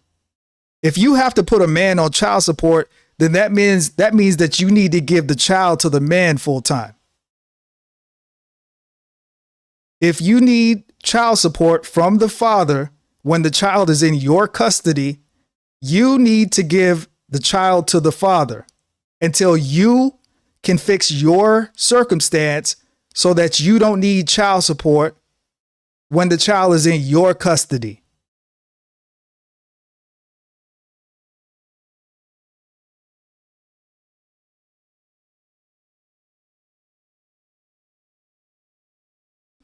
And we need to stop incentivizing these judges to march fathers into a courtroom, because I don't know if y'all know this or not,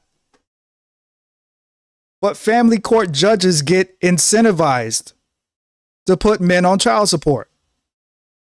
They get a percentage of your child support towards their pay or their retirement or their bonus. The state incentivizes women to put men on child support because the state receives a residual payment from the federal government as a subsidy. No woman should be able to just walk into a family court and put a man on child support.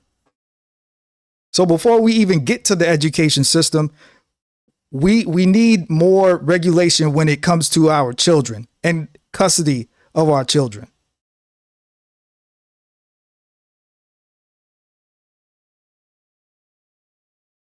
And then after we do that, then maybe we could look into education and jobs because before the children even get to the education and jobs, they got to have a solid, familiar family structure first.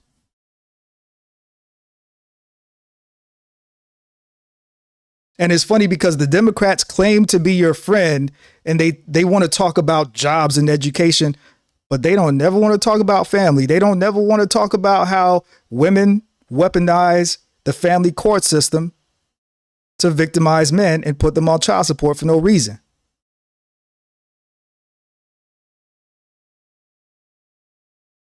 Men, y'all need to stop getting these dumbass bitches pregnant.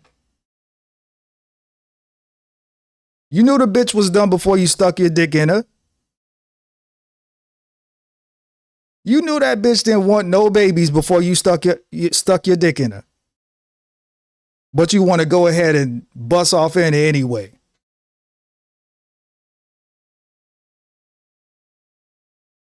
Not only that, you have got to be insane.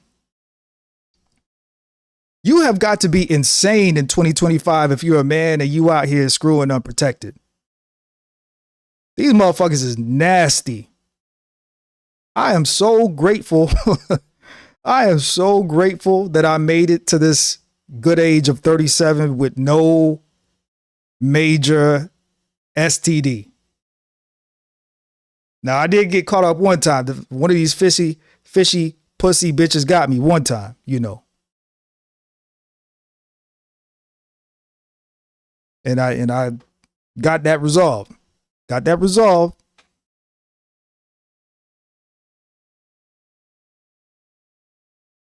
I knew before I even went up in it, I knew I ain't had no business going up in it.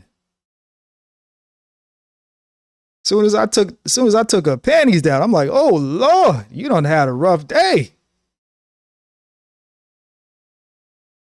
My mind was telling me no.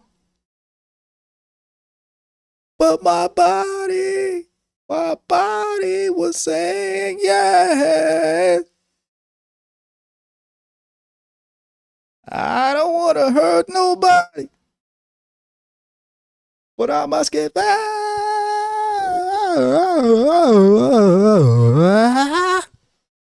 Y'all didn't know your boy can hit them notes, huh? Y'all ain't know Zoe can hit them notes, huh? Yeah, but she got me good. She laid that whopper on me good, man.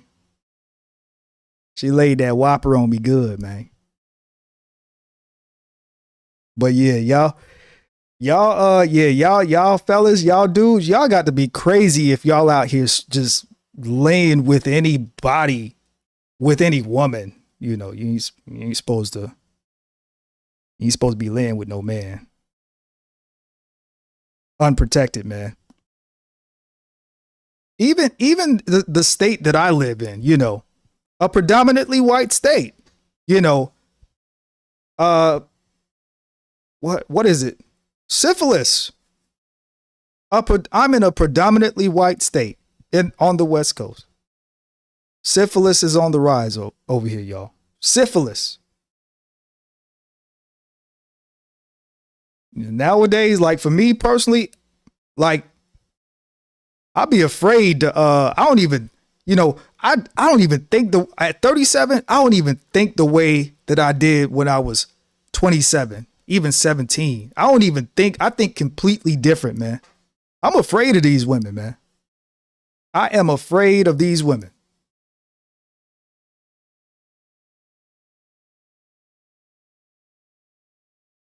State 48. To Wheezy in the chat. State 48. Yeah, I'm afraid of these women, man. You know, and I'm not saying that dudes are any better, man. You know, because I know we got some ratchet ass dudes out here too that just be, you know, they'll fuck anything. But this ain't about the dudes. This about the ladies. We talking about the ladies. Because growing up, I used to see all them damn PSA commercials, you know, wrap it up and safe sex and all that bullshit. But I ain't never seen no PSA for women telling women to keep their legs closed. Telling women to be careful who they let in between their legs.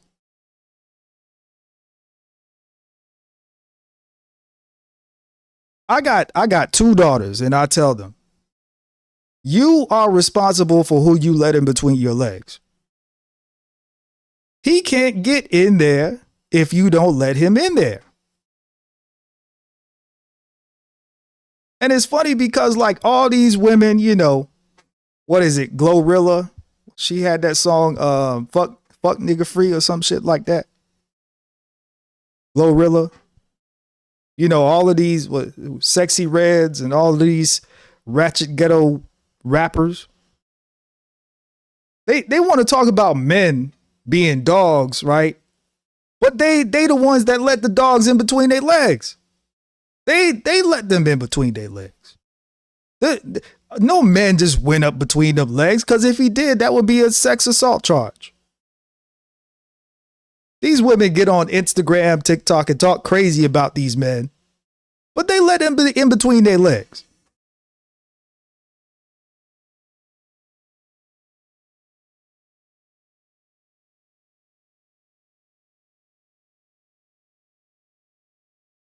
And then the women want to talk shit about the men like, yo, these men, they ain't no good for nothing, right? But it's the women that got low standards.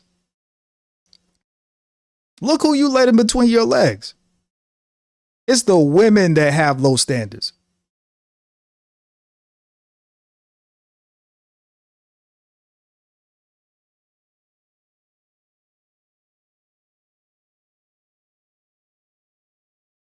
Man, a lot of these chicks don't even know how to wash their coochie right, man. A lot of these chicks ain't take a bath in 20 years, man.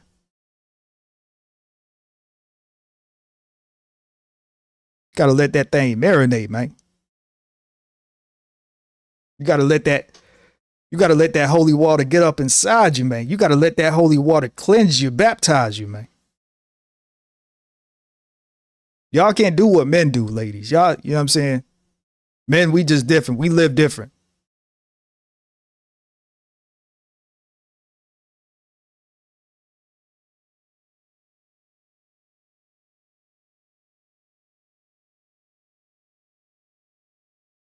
We just different. Y'all can't be like us. But we had 115 likes. We would like to get to 150.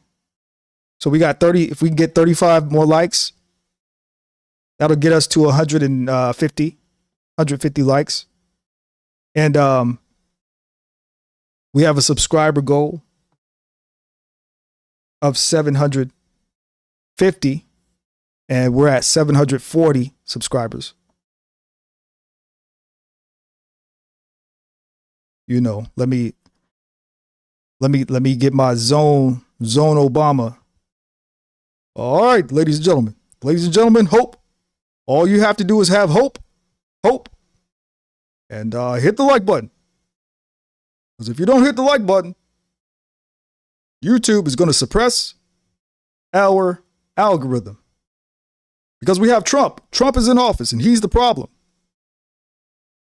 When November 5th rolls around, get out and vote. And hit that subscribe button. Michelle says hi.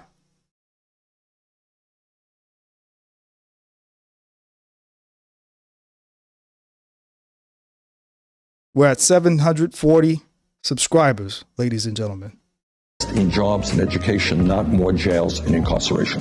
Second of all, in terms of police brutality, if a police officer kills somebody, that killing must be investigated by the United States Department of Justice. Number three, we at the federal level make sure, do everything that we can to make sure that police departments look like the communities that they serve, not like an oppressive army. I don't want people thinking that we're trying to attack the police, because Man, fuck that. I'm gonna attack the police. If you're a police that's out here like harassing everyday hardworking Americans, man, you need to lose your job, man. I don't give a shit about that blue wall of silence shit that y'all got going on. You know, because you know the police is the biggest gang. Police is the biggest gang, man. The Bloods and the Crips, the GDs and all of these gangs, the Latin Kings and shit, they ain't got shit on the police, man. The police is the biggest gangs, man. Like, for real, like, you know, I couldn't be a police officer. Actually, I could be a police officer, but I just don't want to do that shit. I just don't have the temperament to deal with, you know, to deal with that, you know. So if you are a police officer, remember, you signed up to do that job. Nobody forced you to do that job. You signed up to do that job. You signed up to pull people over and give them speeding tickets. You signed up to, you know, take that call when somebody's trying to break into a house and a citizen is calling for assistance. You signed up to take that job to make sure that the law is enforced in public when there's a protest or a brawl. So why would you sign up to do a job like that? An honorable job, by the way. And shout out to the good police officers that don't harass anybody, that don't want trouble, that just want to do their jobs and get back home to their families. Shout out to y'all. And this ain't to y'all. This is to the bum ass cops who just want to harass people for no reason. I can't stand you motherfuckers, man. I remember one time I was dropping my daughter off at home. Now, at the time where I was living, it was basically like 45 minutes to an hour away from where my daughter lives to where I was living at the time. So I'm driving and, you know, and then I get to I guess you could say like a busy part of town. The light turns green. So I'm sitting at the light waiting for it to turn green. And then there's a cop on the opposite side. So the light turns green, you know, I accelerate, I go. Well, the cop does a U-turn, flips around and gets right behind me, turns his light on. You know, I roll down the window and you know, he's like, do you know why I'm pulling you over? And it was a short Mexican cop. So right away, like he had a chip on his shoulder, like right away. Like I could tell, like right away. And this happened probably, it's 2025. This might have happened like 2021 or 22. So I didn't realize also on the passenger side, he had his partner on the passenger side. So I look over and his partner already has the hand on the hip, already has the hand on the firearm, already. So I give the cop my driver's license, give them my, you know, insurance and all that, you know, and I'm thinking, I'm like, why? I don't have any warrants. I'm like, why is he pulling me over? I didn't realize that my front headlight actually went out on my way home, because when I dropped my daughter off, my headlight was working, right? But I didn't realize one of my front headlights went out because where I was, it was pretty well lit, you know. So when it's pretty well lit, sometimes you can't even really tell if your lights are on, right? So the cop, then I'm thinking he's coming back to give me my ID and everything. and my registration, but they like, get out the car. So I get out the car and he's like, can you step on the sidewalk? So I step on the sidewalk, and this is kind of like me being ignorant of the law. But they start going through my car. So they're basically conducting an illegal search. So I'm asking the partner, I'm like, yo, what's going on? And he's like, sir, could you just step back and comply? And I'm like, but I don't have any warrants. I don't have any speeding tickets. I don't have anything that would be causing y'all to do this. He's like, sir, I'm going to tell you one more time to step back. So then another cop car pulls up. Another cop SUV pulls up. This time it's two women. This time it's two women in the car. Two female cops, right? So I'm looking at them like, I don't know what's going on. And they just tear my car up, like just throwing shit out the backseat of my car, like looking through everything that's back there. And I'm like, yo, listen, I've worked for the federal government before. I can show you my credentials. I don't know what's going on here. I'm not the guy you think I am, all this kind of stuff. So then the police officer, the female cops want to get hostile with me, and they tell me to sit down and sit on my hands. So now I'm getting frustrated all of a sudden, and I'm just like, you know what? If y'all gonna kill me, just do it right now. Just do it right here. I literally said that because I said, because we coming off of all of the cop killings when Barack was in office, right? So I told her, listen, I haven't done nothing. I wasn't breaking any laws. So I said, if y'all are gonna kill me, just do it right here. Just shoot me here, right here, because this is how it's gonna go. Because this is what y'all do. Y'all pull people over. I didn't even say black people. I said, y'all pull people over. Y'all pull innocent people over all the time, and y'all harass them. Now, both of the female officers are telling me to be quiet before I get detained. And so when they tell me that, I'm just like, oh, okay, y'all going to detain me. I'm like, just shoot me right here. Just go ahead and kill me right here. Because that's what y'all want to do. I'm a law-abiding citizen. I know I don't have any speeding tickets. I know I don't have any warrants. I know that I'm good. How do I know I'm good? Because over here in the state that I live in, anytime you get a suspension of your license or any type of violation on your driving record, well, you get a text message about it. You get an email about it. And you can also go online and you can actually see if you have any type of like outstanding tickets, traffic violations. Well, after they got done tearing the back of my car up, they basically let me know that I'm good to go. And then they had the nerve to try to tell me to calm down and to not be upset. The cop that was 5 feet that pulled me over.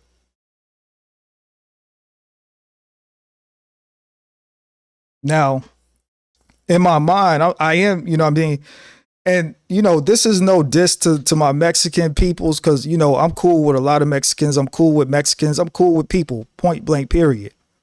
But I do think that he had a chip on his shoulder. Because like I said, the sergeant or the head cop that pulled me over, he was a short Mexican dude. Literally, he was like 5'4", 5'5" at the most. So when he came walking up to my window, it was like a little midget walking up to my window. And I'm not even that tall myself. I'm 5'11",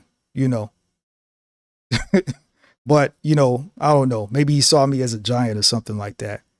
But yeah, that was a crazy experience, man. Because I'm like, listen, I'm good. I make sure that I'm a law-abiding citizen, man. It pays to be a law-abiding citizen. I don't got time to be sitting in no jail. I don't got time for that, man. I'm trying to live life, trying to enjoy life, man.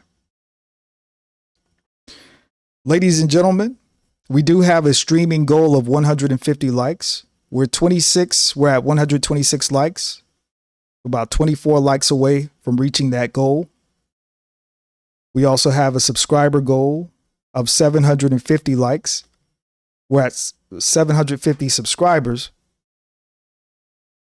We are at 742. So we're just 8 subscribers away, 8 subscribers shy of that goal. So if you could hit the subscribe button, I would appreciate that. Make sure you hit that notification bell as well.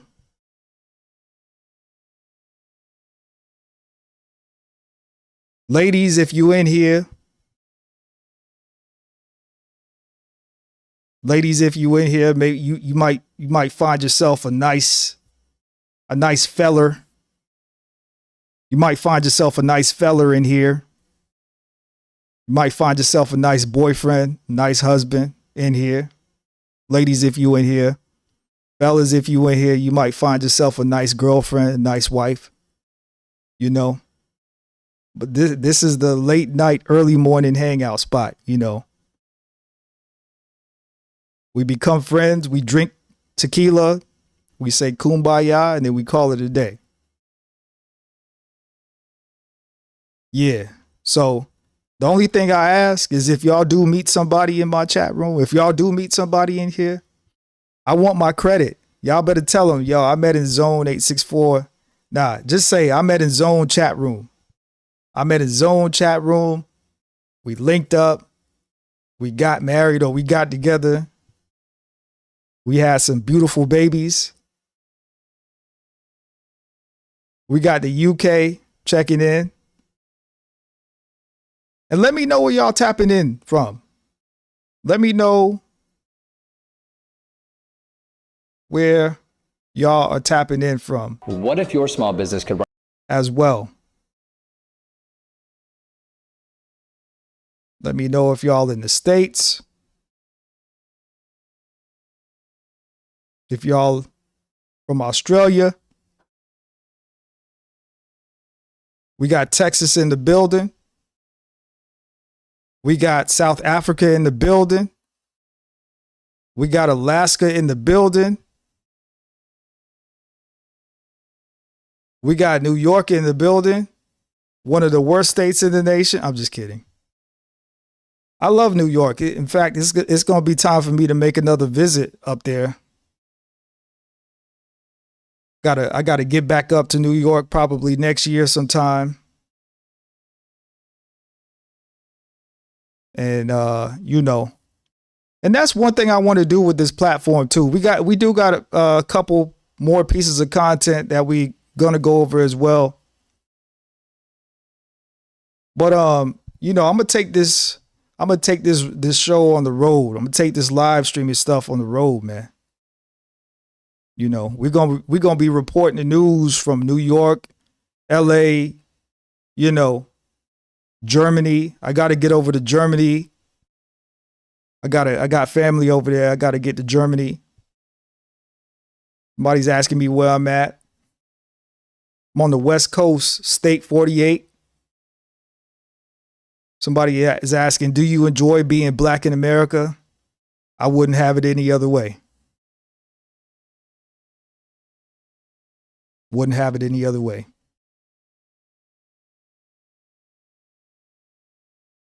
Absolutely good, Brad. You know, I'm going to let you know. We have a like goal of 150 likes. We're currently at 129 likes, ladies and gentlemen. I know we can get there. I know we can get there, ladies and gentlemen. I know we can get there. So if you're entering the stream, hit the like button for me. We're trying to get to 750 subscribers. We're currently at 742.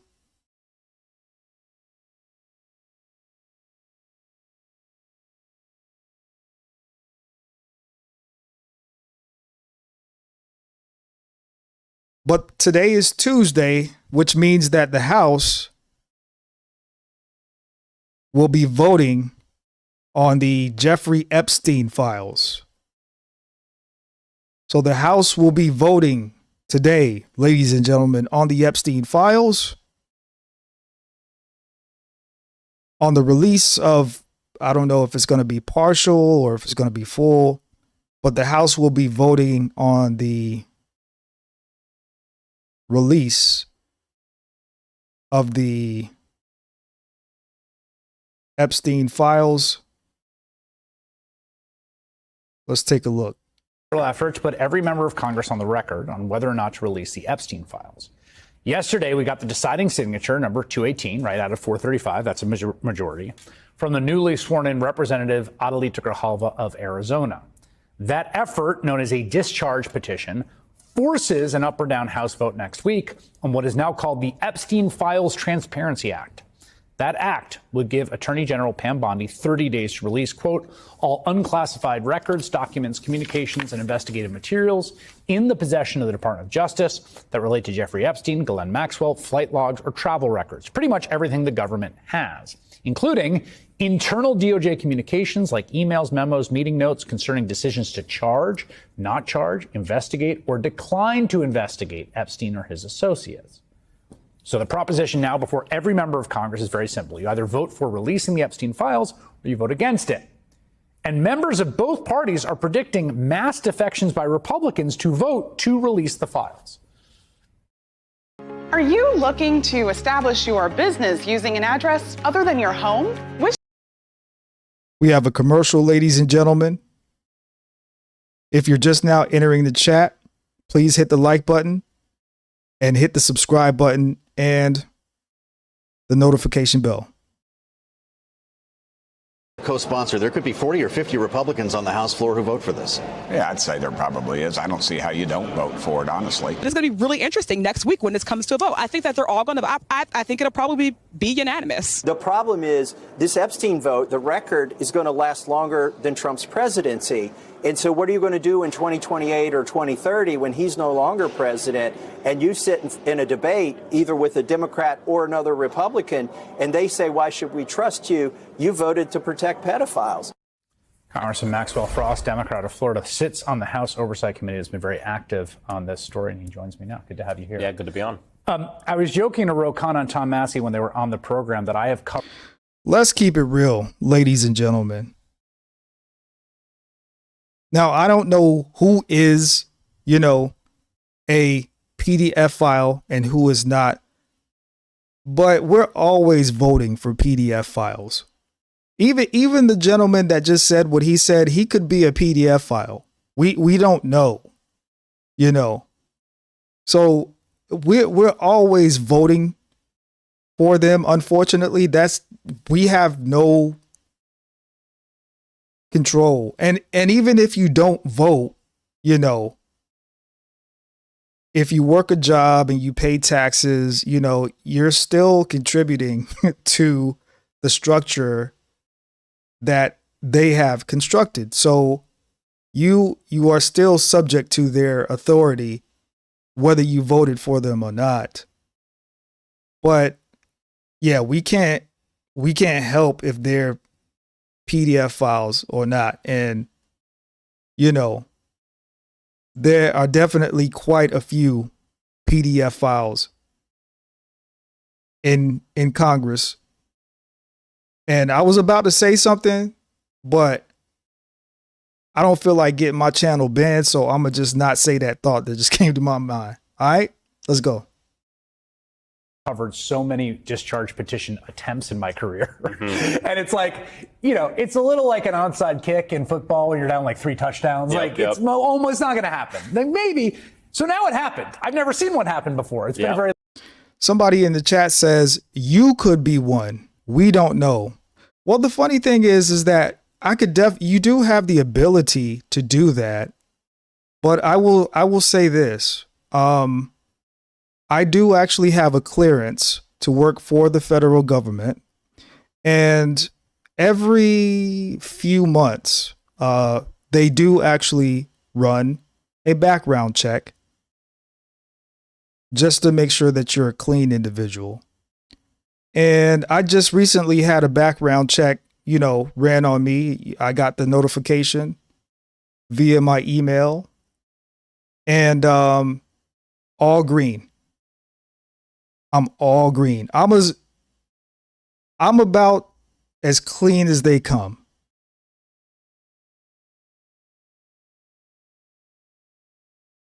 I'm about as clean as they come. And that's all I'll say. Very long time.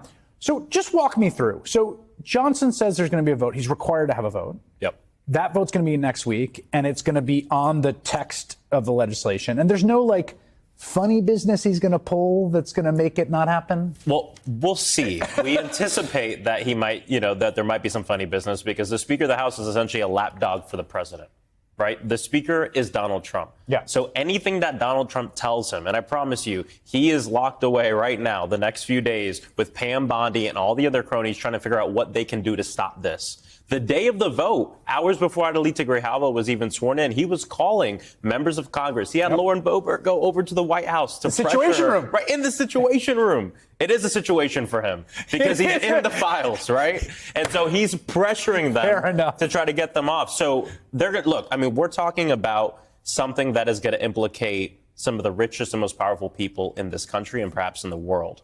They will do anything to make sure that they're not involved here. And so I think we might see some shenanigans, but we're going to press on and continue to fight on this. So let's say, okay, maybe they try to throw some procedural Hail Mary or they. Yeah. So there's going to be. I'm not sure it'll work, by the way. Right. So let's say there's a vote. The next question is, I think I know how you're going to vote. You're going to vote to release the files. Yep. What Tim Burchett said there and others, do you anticipate big Republican defections? I do. Because it comes to a point where, I mean, what Massey said is 100% correct. A lot of these Republican congressmen, they're scareder of Trump than they are of their own constituents, right? And that's why they've been a complete lapdog for him, voted to kick 17 million people off of Medicaid via the big ugly bill and all this other stuff. But it comes to a point where you have to think about the longevity of your career and the fact that a no vote on this is a vote to protect pedophiles, a vote to protect the most powerful people who did the most heinous of crimes, and that will come back to bite them. And not just in the future, now. You'll see protests at their office. You'll see people calling because this is something that Democrats, Republicans, progressives, people on the right, everybody really cares about. And so I think we will see a mass defection. Will it be unanimous? I'm not sure, because there's still going to be people that, even though that's the situation, will still choose to protect Donald Trump. Yeah, I mean, one thing I'm curious to see as it develops is if you do get a vote and it passes, right? Mm-hmm. Okay, you still need it in the Senate, right, to make this law. And then you would need Donald Trump to sign it, which seems there's no way you're going to sign it. But you do wonder if watching how much pressure and force this has had to get to this point, whether that does shake things in the Senate. Do you see any world where that happens? I do. And I put on my organizing hat, right? Number one, we got to fight the fight in front of us, get it through the House. But think about it this way. Every step it goes, there are less people that we have to target and pressure to do the right thing. Once it gets through the House, we go to the Senate, 100 senators. After the Senate, one person, Donald Trump. Right. And what we'll see is that... Boy, that's a tough veto, man. Yeah. I mean, I think he'd veto in a heartbeat, but my God, what a disaster. Yeah, and you think it's bad right now, right? Exactly. I mean, his approvals are tanking right now with both Republicans and Democrats. He's very unpopular. Him vetoing that legislation, I think that will be a breaking point that we see. That'll lead to a lot of other losses. I beg to differ on that. Because there's a difference between, a president not being liked and a president being popular. I think Trump is pretty popular. He's popping. This man, and granted, I haven't really voted for a lot of presidents, but I can tell you this man is up morning, night, afternoon. This man is getting shit done. So there's a big difference between not liking and someone being popular. Trump is popping. I'm sorry. I disagree with that statement. I think he's pretty popular. For his legislative agenda. Well, there's also to me a little bit, I think post Tuesday, the election last week, it does feel like the specter of lame duckness is in the air. Oh yeah. there was just a little bit of a collective delusion, like this guy's going to like rule it for 1,000 years. And I mean, he's 79. So that always seemed a little short-sighted to me. Yeah. And by the way, anybody saying that President Trump is a dictator, you're an idiot. And I mean that. We don't have dictators in this country. Like, we are blessed to live in a country where we have the type of political process that we do. Where, you know, you have the illusion of voting for someone that you want to be in office or voting against someone that you don't want to be in office, because there are countries that have real dictators where, you know, those are violent countries where you can't criticize the government. You can't criticize the leadership. There's no process of impeachment if you don't like what is going on with the government. So you people calling the president of the United States a dictator, like you're an idiot. There's no other way around it. You guys sit around and watch CNN and Fox News and get brainwashed with that rhetoric that they say all day long just because they don't like the person that's in office. Like, get over yourself. But also that he was attempting an autocratic roll-up of the government. Yeah. So- Boule 8317 in the chat says, doesn't mean he doesn't want to be one. You're probably one of those people that sit around and watch Fox and CNN, aren't you? You probably believe the sky is purple, don't you? You probably one of those people that went to collect a free burger and French fries to take a vaccine and you don't even know what it is.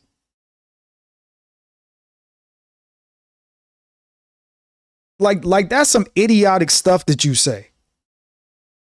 Even if he wanted to be a dictator, he's not going to be one. Like y'all are just idiots, man. I'm 37.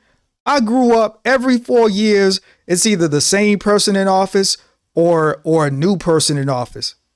It's been this way every year of my life. Now I finally reach adulthood and it's like common sense is gone all of a sudden. I finally reach adulthood and it's like everybody's insane. In a room full of 10 adults, I'm probably, there's probably only 3 of us that's sane in there. I grew up with the DARE program, and was told not to do drugs. Now I become an adult. Everybody doing drugs. Everybody's crazy. Everybody wants to call Trump a dictator. But I'm the crazy one because I actually listened to the DARE program and I didn't do drugs. And I don't do drugs. But then we got people in the chat that say, doesn't mean he doesn't want to be one. So the fuck what? I want to be a millionaire. That don't mean I'm going to be a millionaire. Like, y'all be on some bitch ass shit for real. Like, y'all need to fucking man up and get over who the fuck is in office.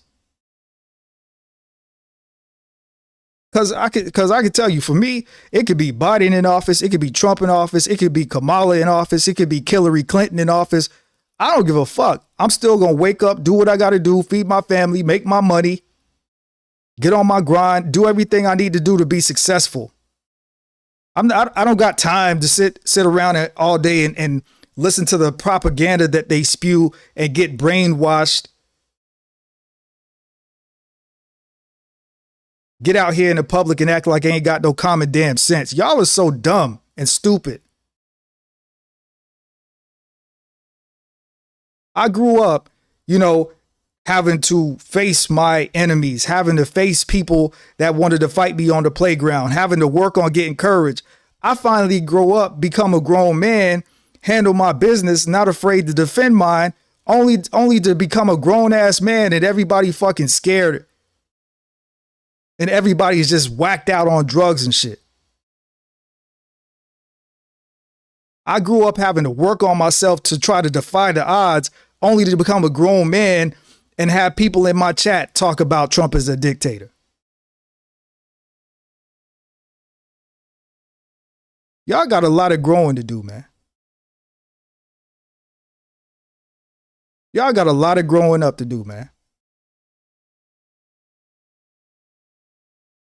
Put your address in the chat so I can send you a pacifier. I don't give a fuck if you had 30 years on me, 40 years on me. That's some stupid shit to sit there and say that Trump is a dictator. You 20 years older than me, right? And you don't live through more presidents than I have in my lifetime. And you sitting there, you with that Trump is a dictator shit.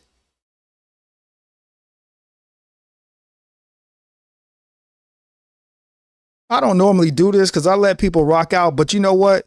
You get on my nerves. So we're going to give you a 30-minute timeout. And when you fix your attitude, you can rejoin us. Come in my chat with that dumb shit, man. That would render normal politics no longer relevant. That was the project from day one. Yeah.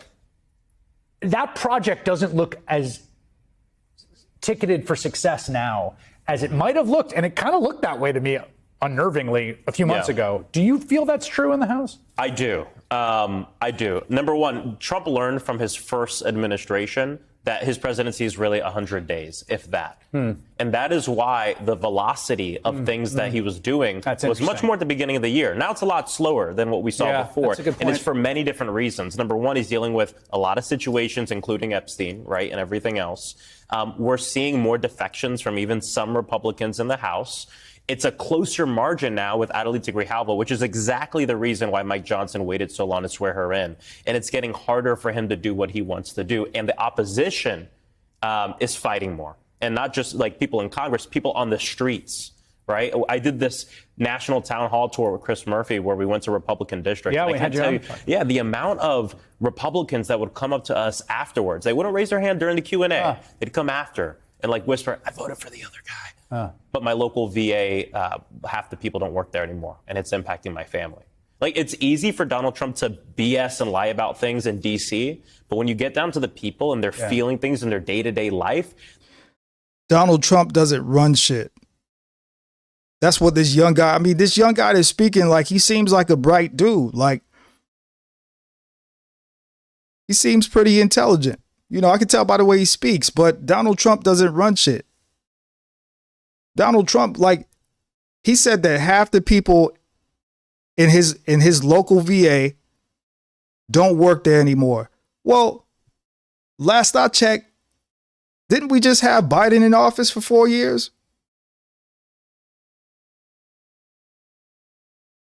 Didn't we just have Biden in office for 4 years?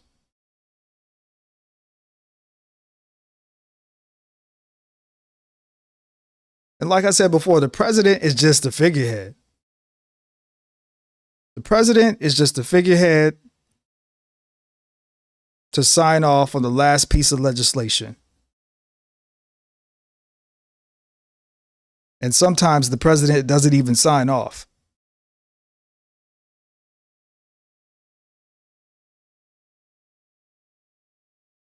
So I will say this, as far as the VA veterans not being able to get the benefits that they should have, it's both the Democrats and the Republicans' fault. It's both presidents when they come. Because as far as I can remember, ever since I've been young, the veterans have always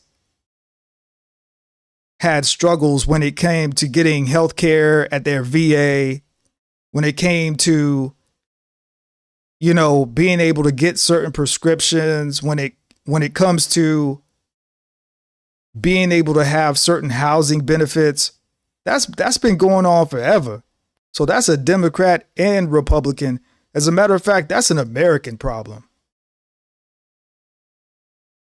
That's an American problem. And our veterans are nothing but just a microcosm of how America is a machine, and America will it will use you as long as it possibly can to serve its purpose. And that's part of my purpose, why I bring this information to you, and to also give you my commentary, because a lot of y'all worship these people. A lot of y'all worship the ground that they work on. Like even this young melanated guy talking about it's Trump's fault. How is it Trump's fault and he's only been in office 11 months? But I bet you when Biden was in office, he didn't have this kind of smoke for Biden and Kamala. When Kamala was the border czar and she let hella illegal immigrants in this country, and I bet you he didn't have that same kind of smoke for Kamala when she was the border czar. And we had killers and drug smugglers and firearms dealers and smugglers and rapists coming across the border by the thousands when Biden and Kamala were in office.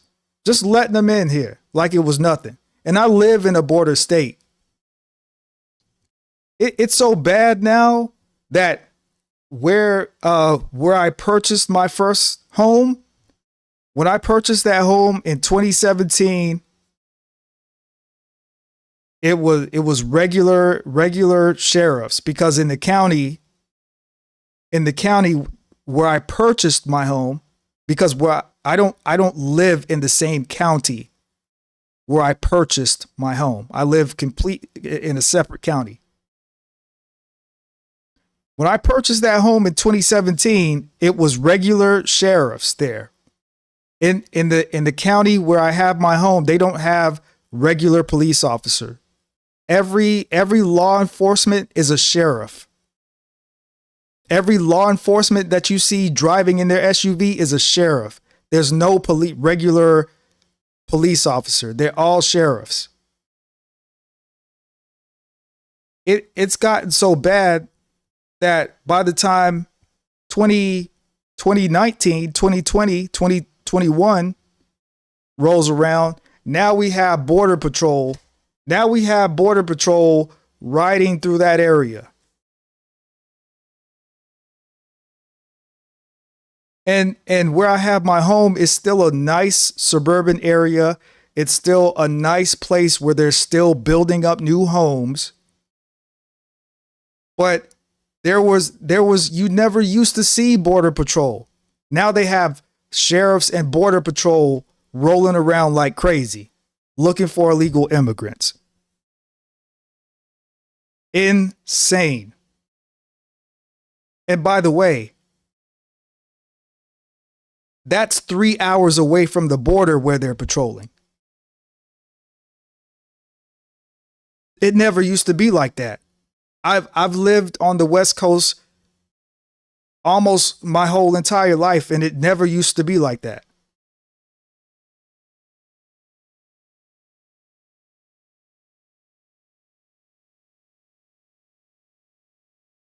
So it's mighty funny that we just had a president in office for 4 years when he was stumbling over Air Force One steps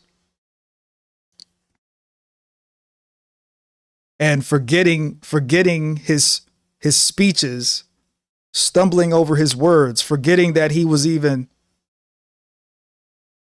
alive. Nobody had that same smoke for Biden. It's funny. Nobody had that same smoke for Kamala, but it's funny. Now Trump's back in office. Now everybody got smoke for him.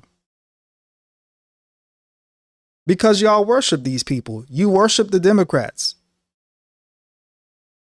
And I'm not saying that the Republicans are any better, but you've been brainwashed to think that the Republicans are just rich white people and rich business people that only care about their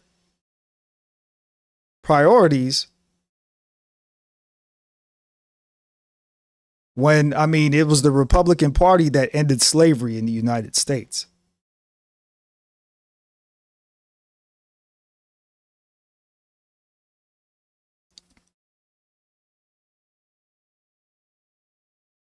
I'm not saying that the Republicans are any better, but what I'm saying is that the Democrats The Democrats are sure giving you the ass to kiss. They've been giving you their ass to kiss. We're at 141 likes, ladies and gentlemen. We have a like goal of 150 likes. Let's go ahead and wrap this up.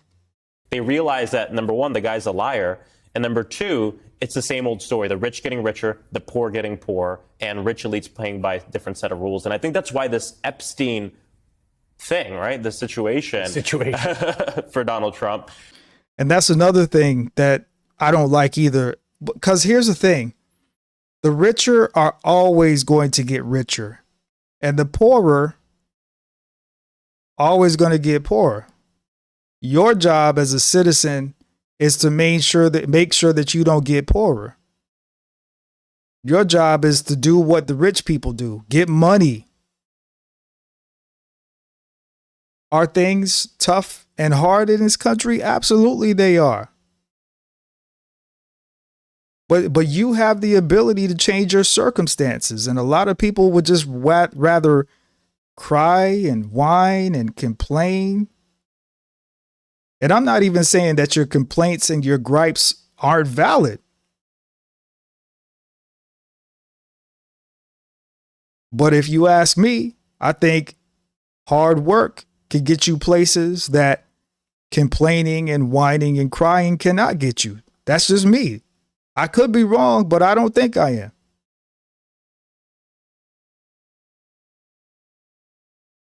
Let's go. Cuts through partisan politics for people. It confirms something they already know deep in their heart.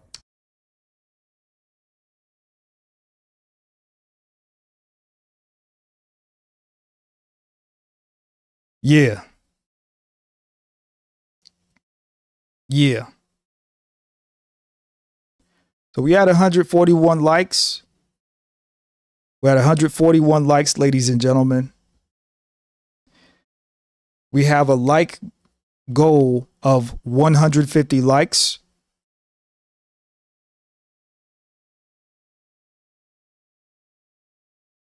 We have a like goal of 150 likes. We're at 141 likes. So if you're just now joining the stream, please hit that like button. And as you enter the chat, let me know where you're tapping in from. Let me know if you're in the States. Let me know if you're overseas.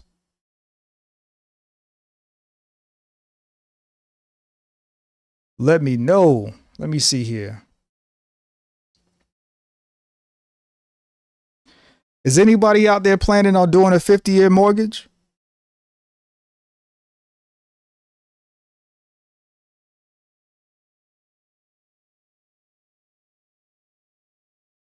Is anybody out there planning on doing a 50-year mortgage?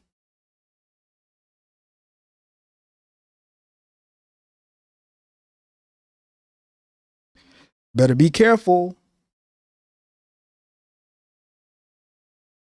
Better be careful.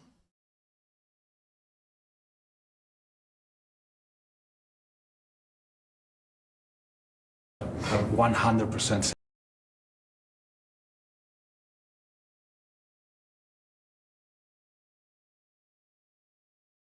Let's see here. Trying to make sure that we covered everything.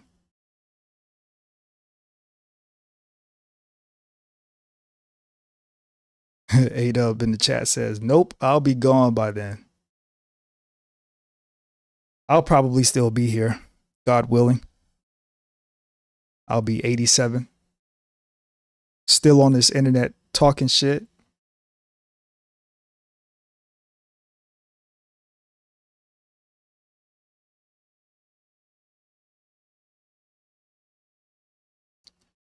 I did have some more, news for us to cover, but I think I'm going to leave the news alone. I think I'm going to leave the news alone. What I do want to tell y'all though, so hold on one second, y'all.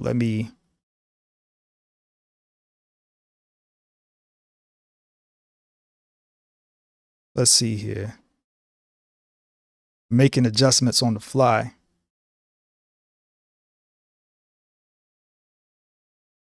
Shit. Oh, my darling. Oh, my darling. Oh, my darling. Clementine. I'm gonna mess around and have me singing up in here. Let's see here.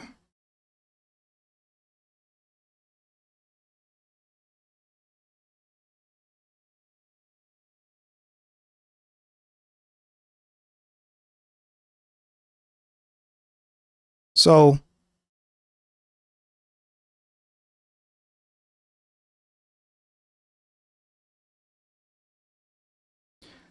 I know y'all can't really see this well, but I do want to read this to you because I do think it's quite interesting.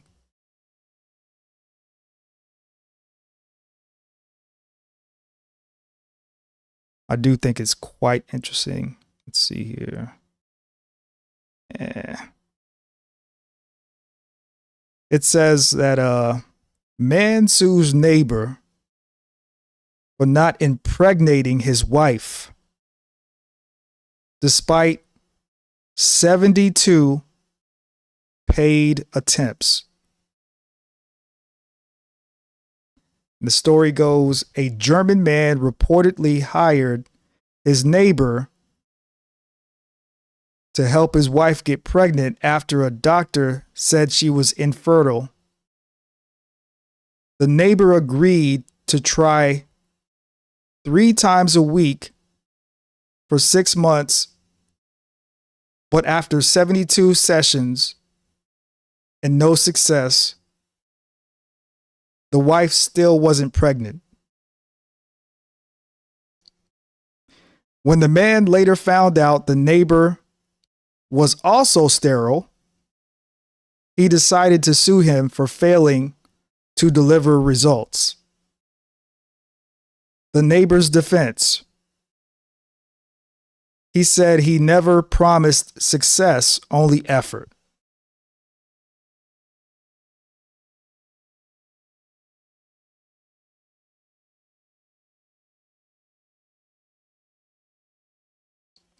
That is insane. That is insane, man. The things that people do, man. The things that people do. We're at 145. Oh, my darling. Oh, my darling. Oh, my darling Clementine.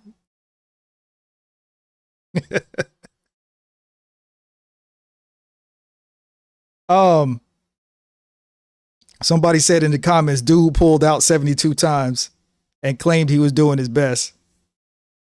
That's what it sounded like to me. We're at 146 likes. We're at 146 likes. We have a streaming goal of 150 likes, ladies and gentlemen. Oh, my darling. Y'all gonna go to work. Y'all gonna go to work singing, oh, my darling. Oh, my darling. Oh, my darling. They're gonna be like, why are you singing that song? They're gonna be like, man, I was listening to this black dude on YouTube and he was singing that song. I don't even know why I'm singing that song, to be honest with you. It's just in my head, man.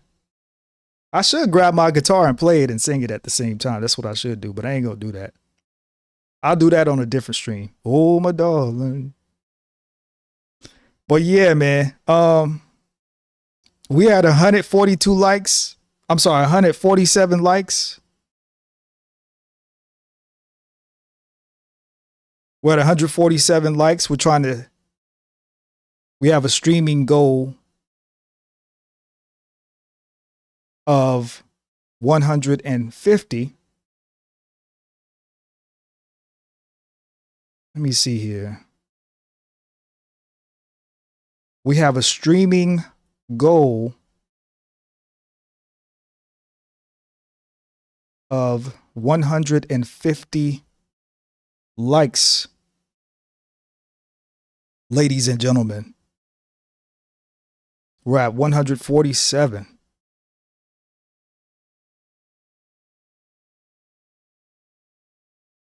Let's see what else we got here.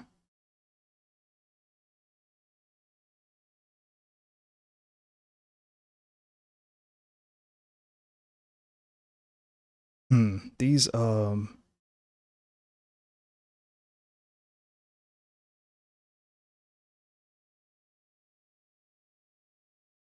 let's see, from the New York Post.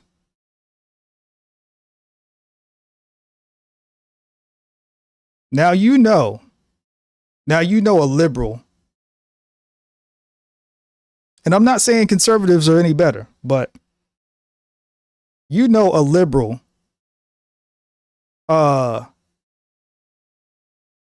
came up with this idea. It says, the headline says, parents should ask for consent before changing their diapers. Parents should ask babies for consent before changing their diapers.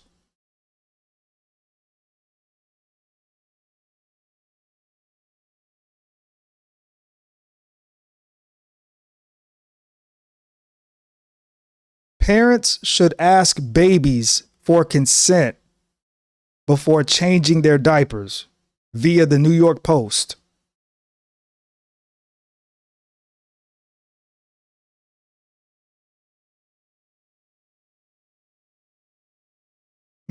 Let's see here. The experts encourage moms and dads to request an infant's consent before changing a diaper via the early childhood development researchers in Australia.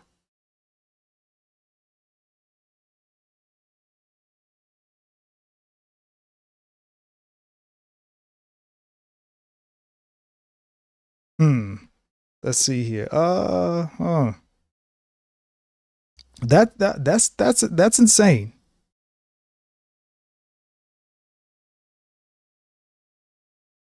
That's and this is via the New York Post here. As a matter of fact, just so that y'all know that I'm telling the truth, here's the article. Oh, dang. It's too long for YouTube. It's too long for YouTube.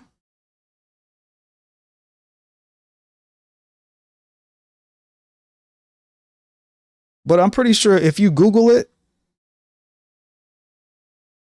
it will come up. If you Google it, it will come up.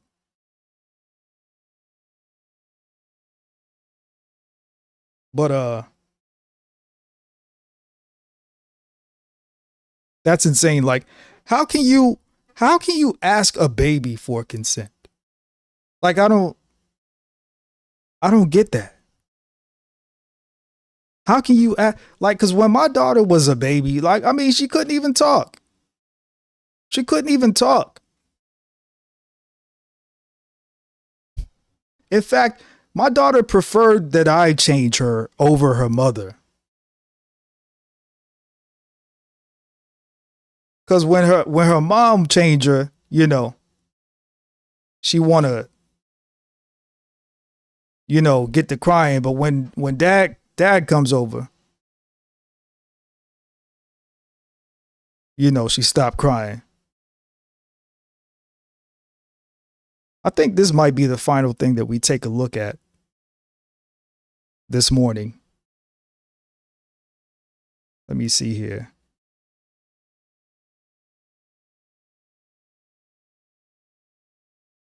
Yeah, if y'all want to see that story, just Google it in the New York Post. It'll be there. I'm trying to get this situated. Trying to get this situated.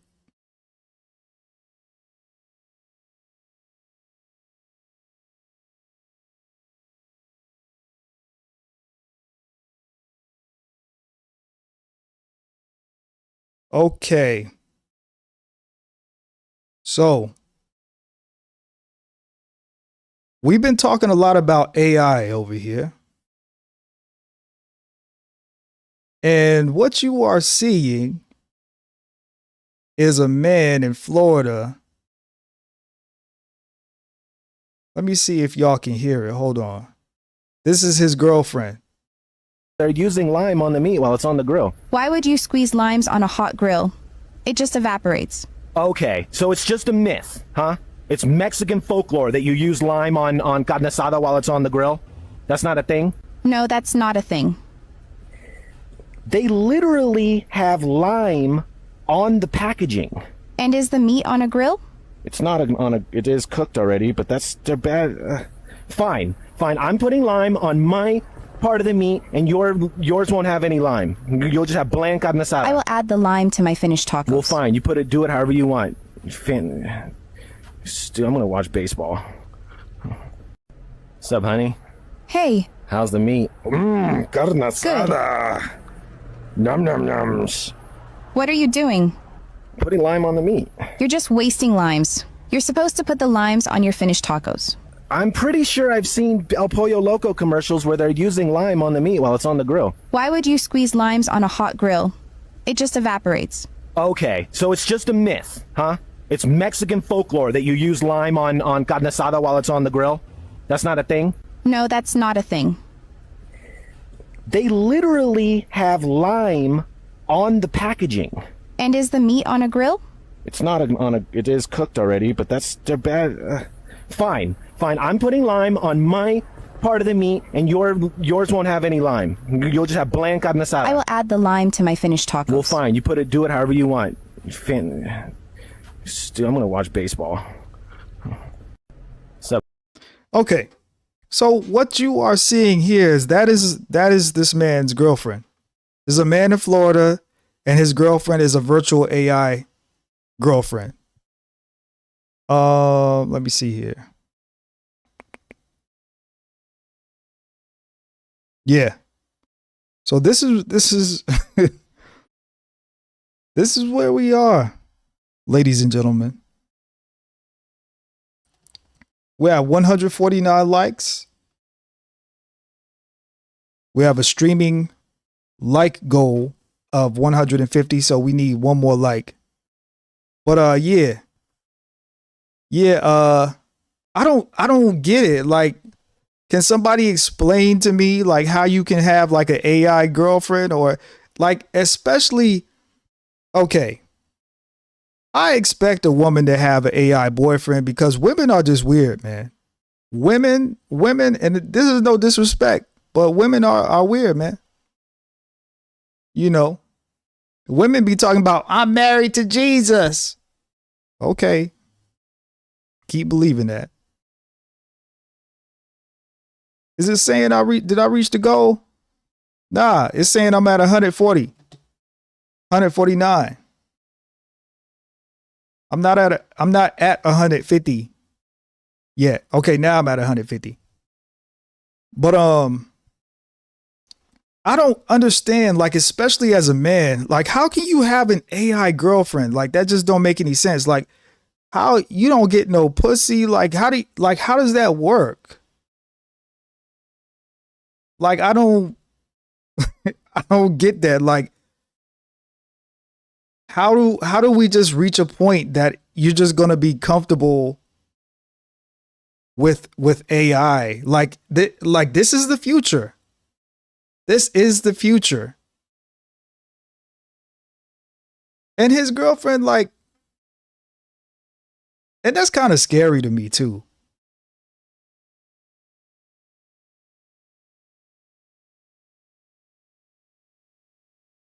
Somebody says in the chat, I bet that you wish that you was playing with that meat. Now, why would you put that in my chat?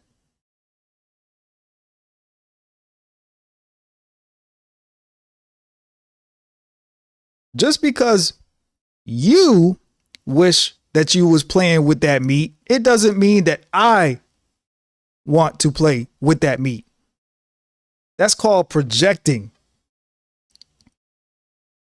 You want to play with that meat, so you trying to make it seem like I want to play with that meat. Pause, no Diddy.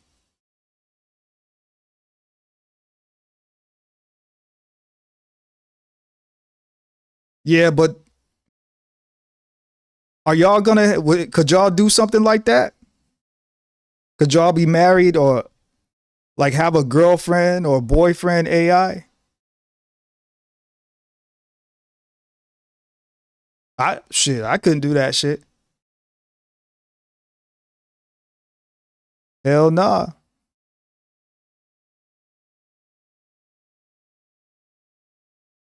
And people are doing it. Like I went over it last stream. People are literally out here marrying AI bots, AI chat. Like the last stream I covered.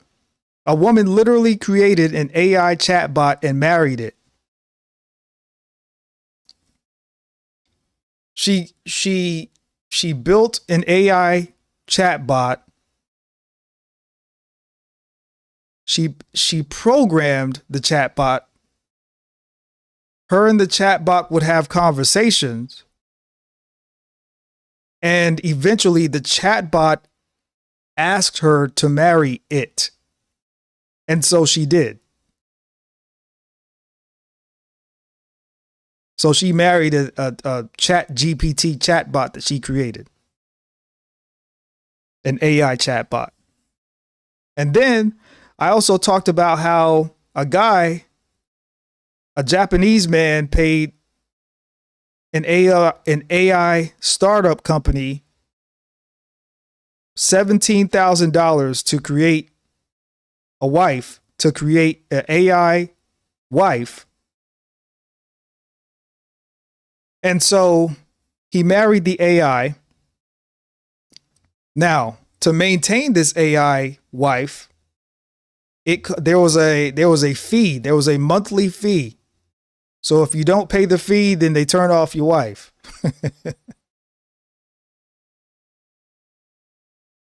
Well, I'll do you one better. The startup company that he paid $17,000 to build his wife actually went out of business. And so when they went out of business, his wife died. Technically, his wife died. Technically. She had an AI death. So he basically paid $17,000 for nothing.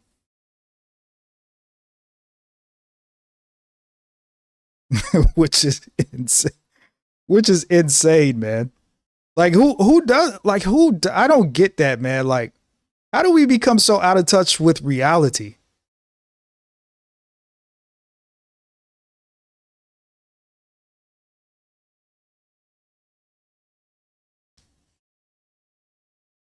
We got the sun coming up. What time is it?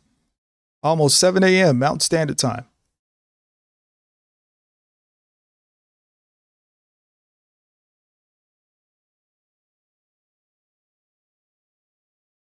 Let's see, how long we've been on?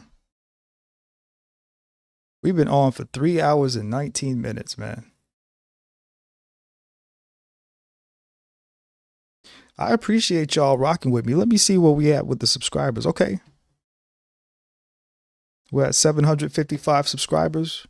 All right. We did. So we reached the like goal and we reached the subscriber goal.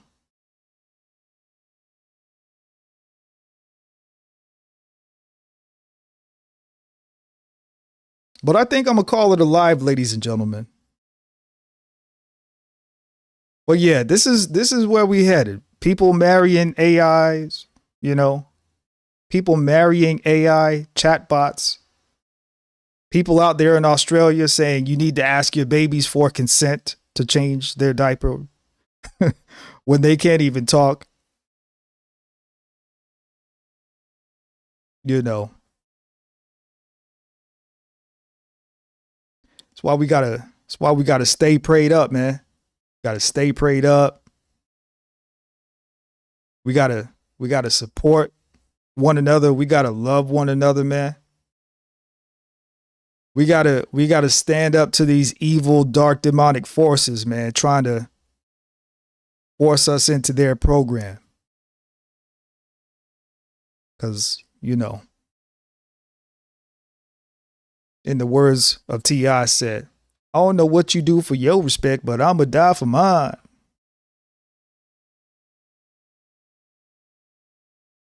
We got Germany in the building. We got Germany in the building.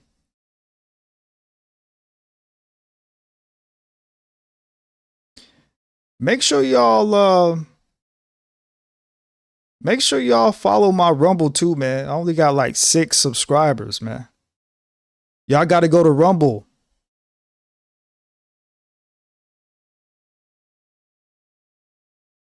Just in case they cancel me.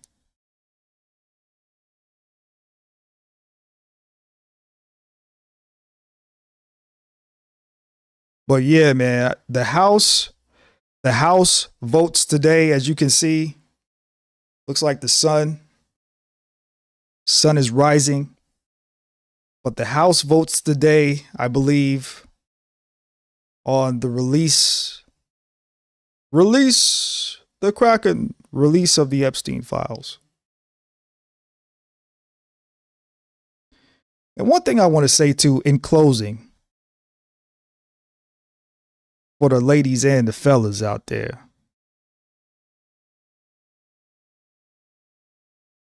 Two selfish people in a relationship can't work, can never work.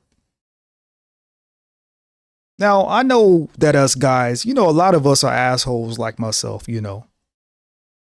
We're not really in touch with our feelings like that. We could give a shit less how other people feel because we have shit to do. We have bills to pay and we have people to take care of, right? Women, y'all can't do what us men do. God blessed y'all to do something completely different than us. God blessed y'all to be the opposite of us. Y'all not supposed to be like us men.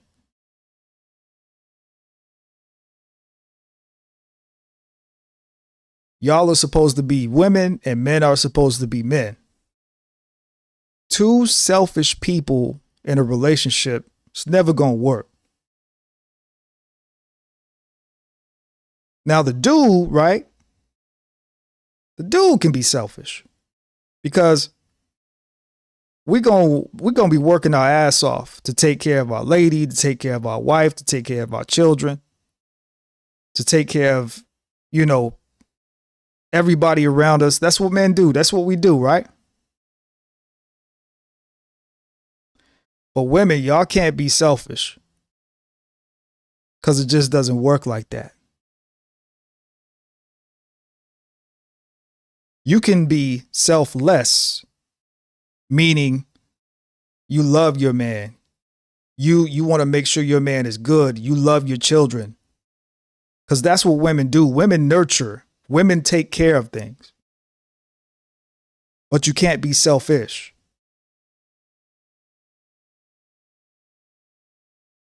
So a selfish man and a selfless woman can work.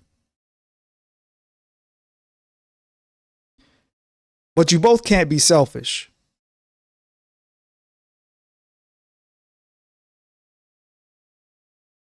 In closing, I would like to say, in the words of President Snow,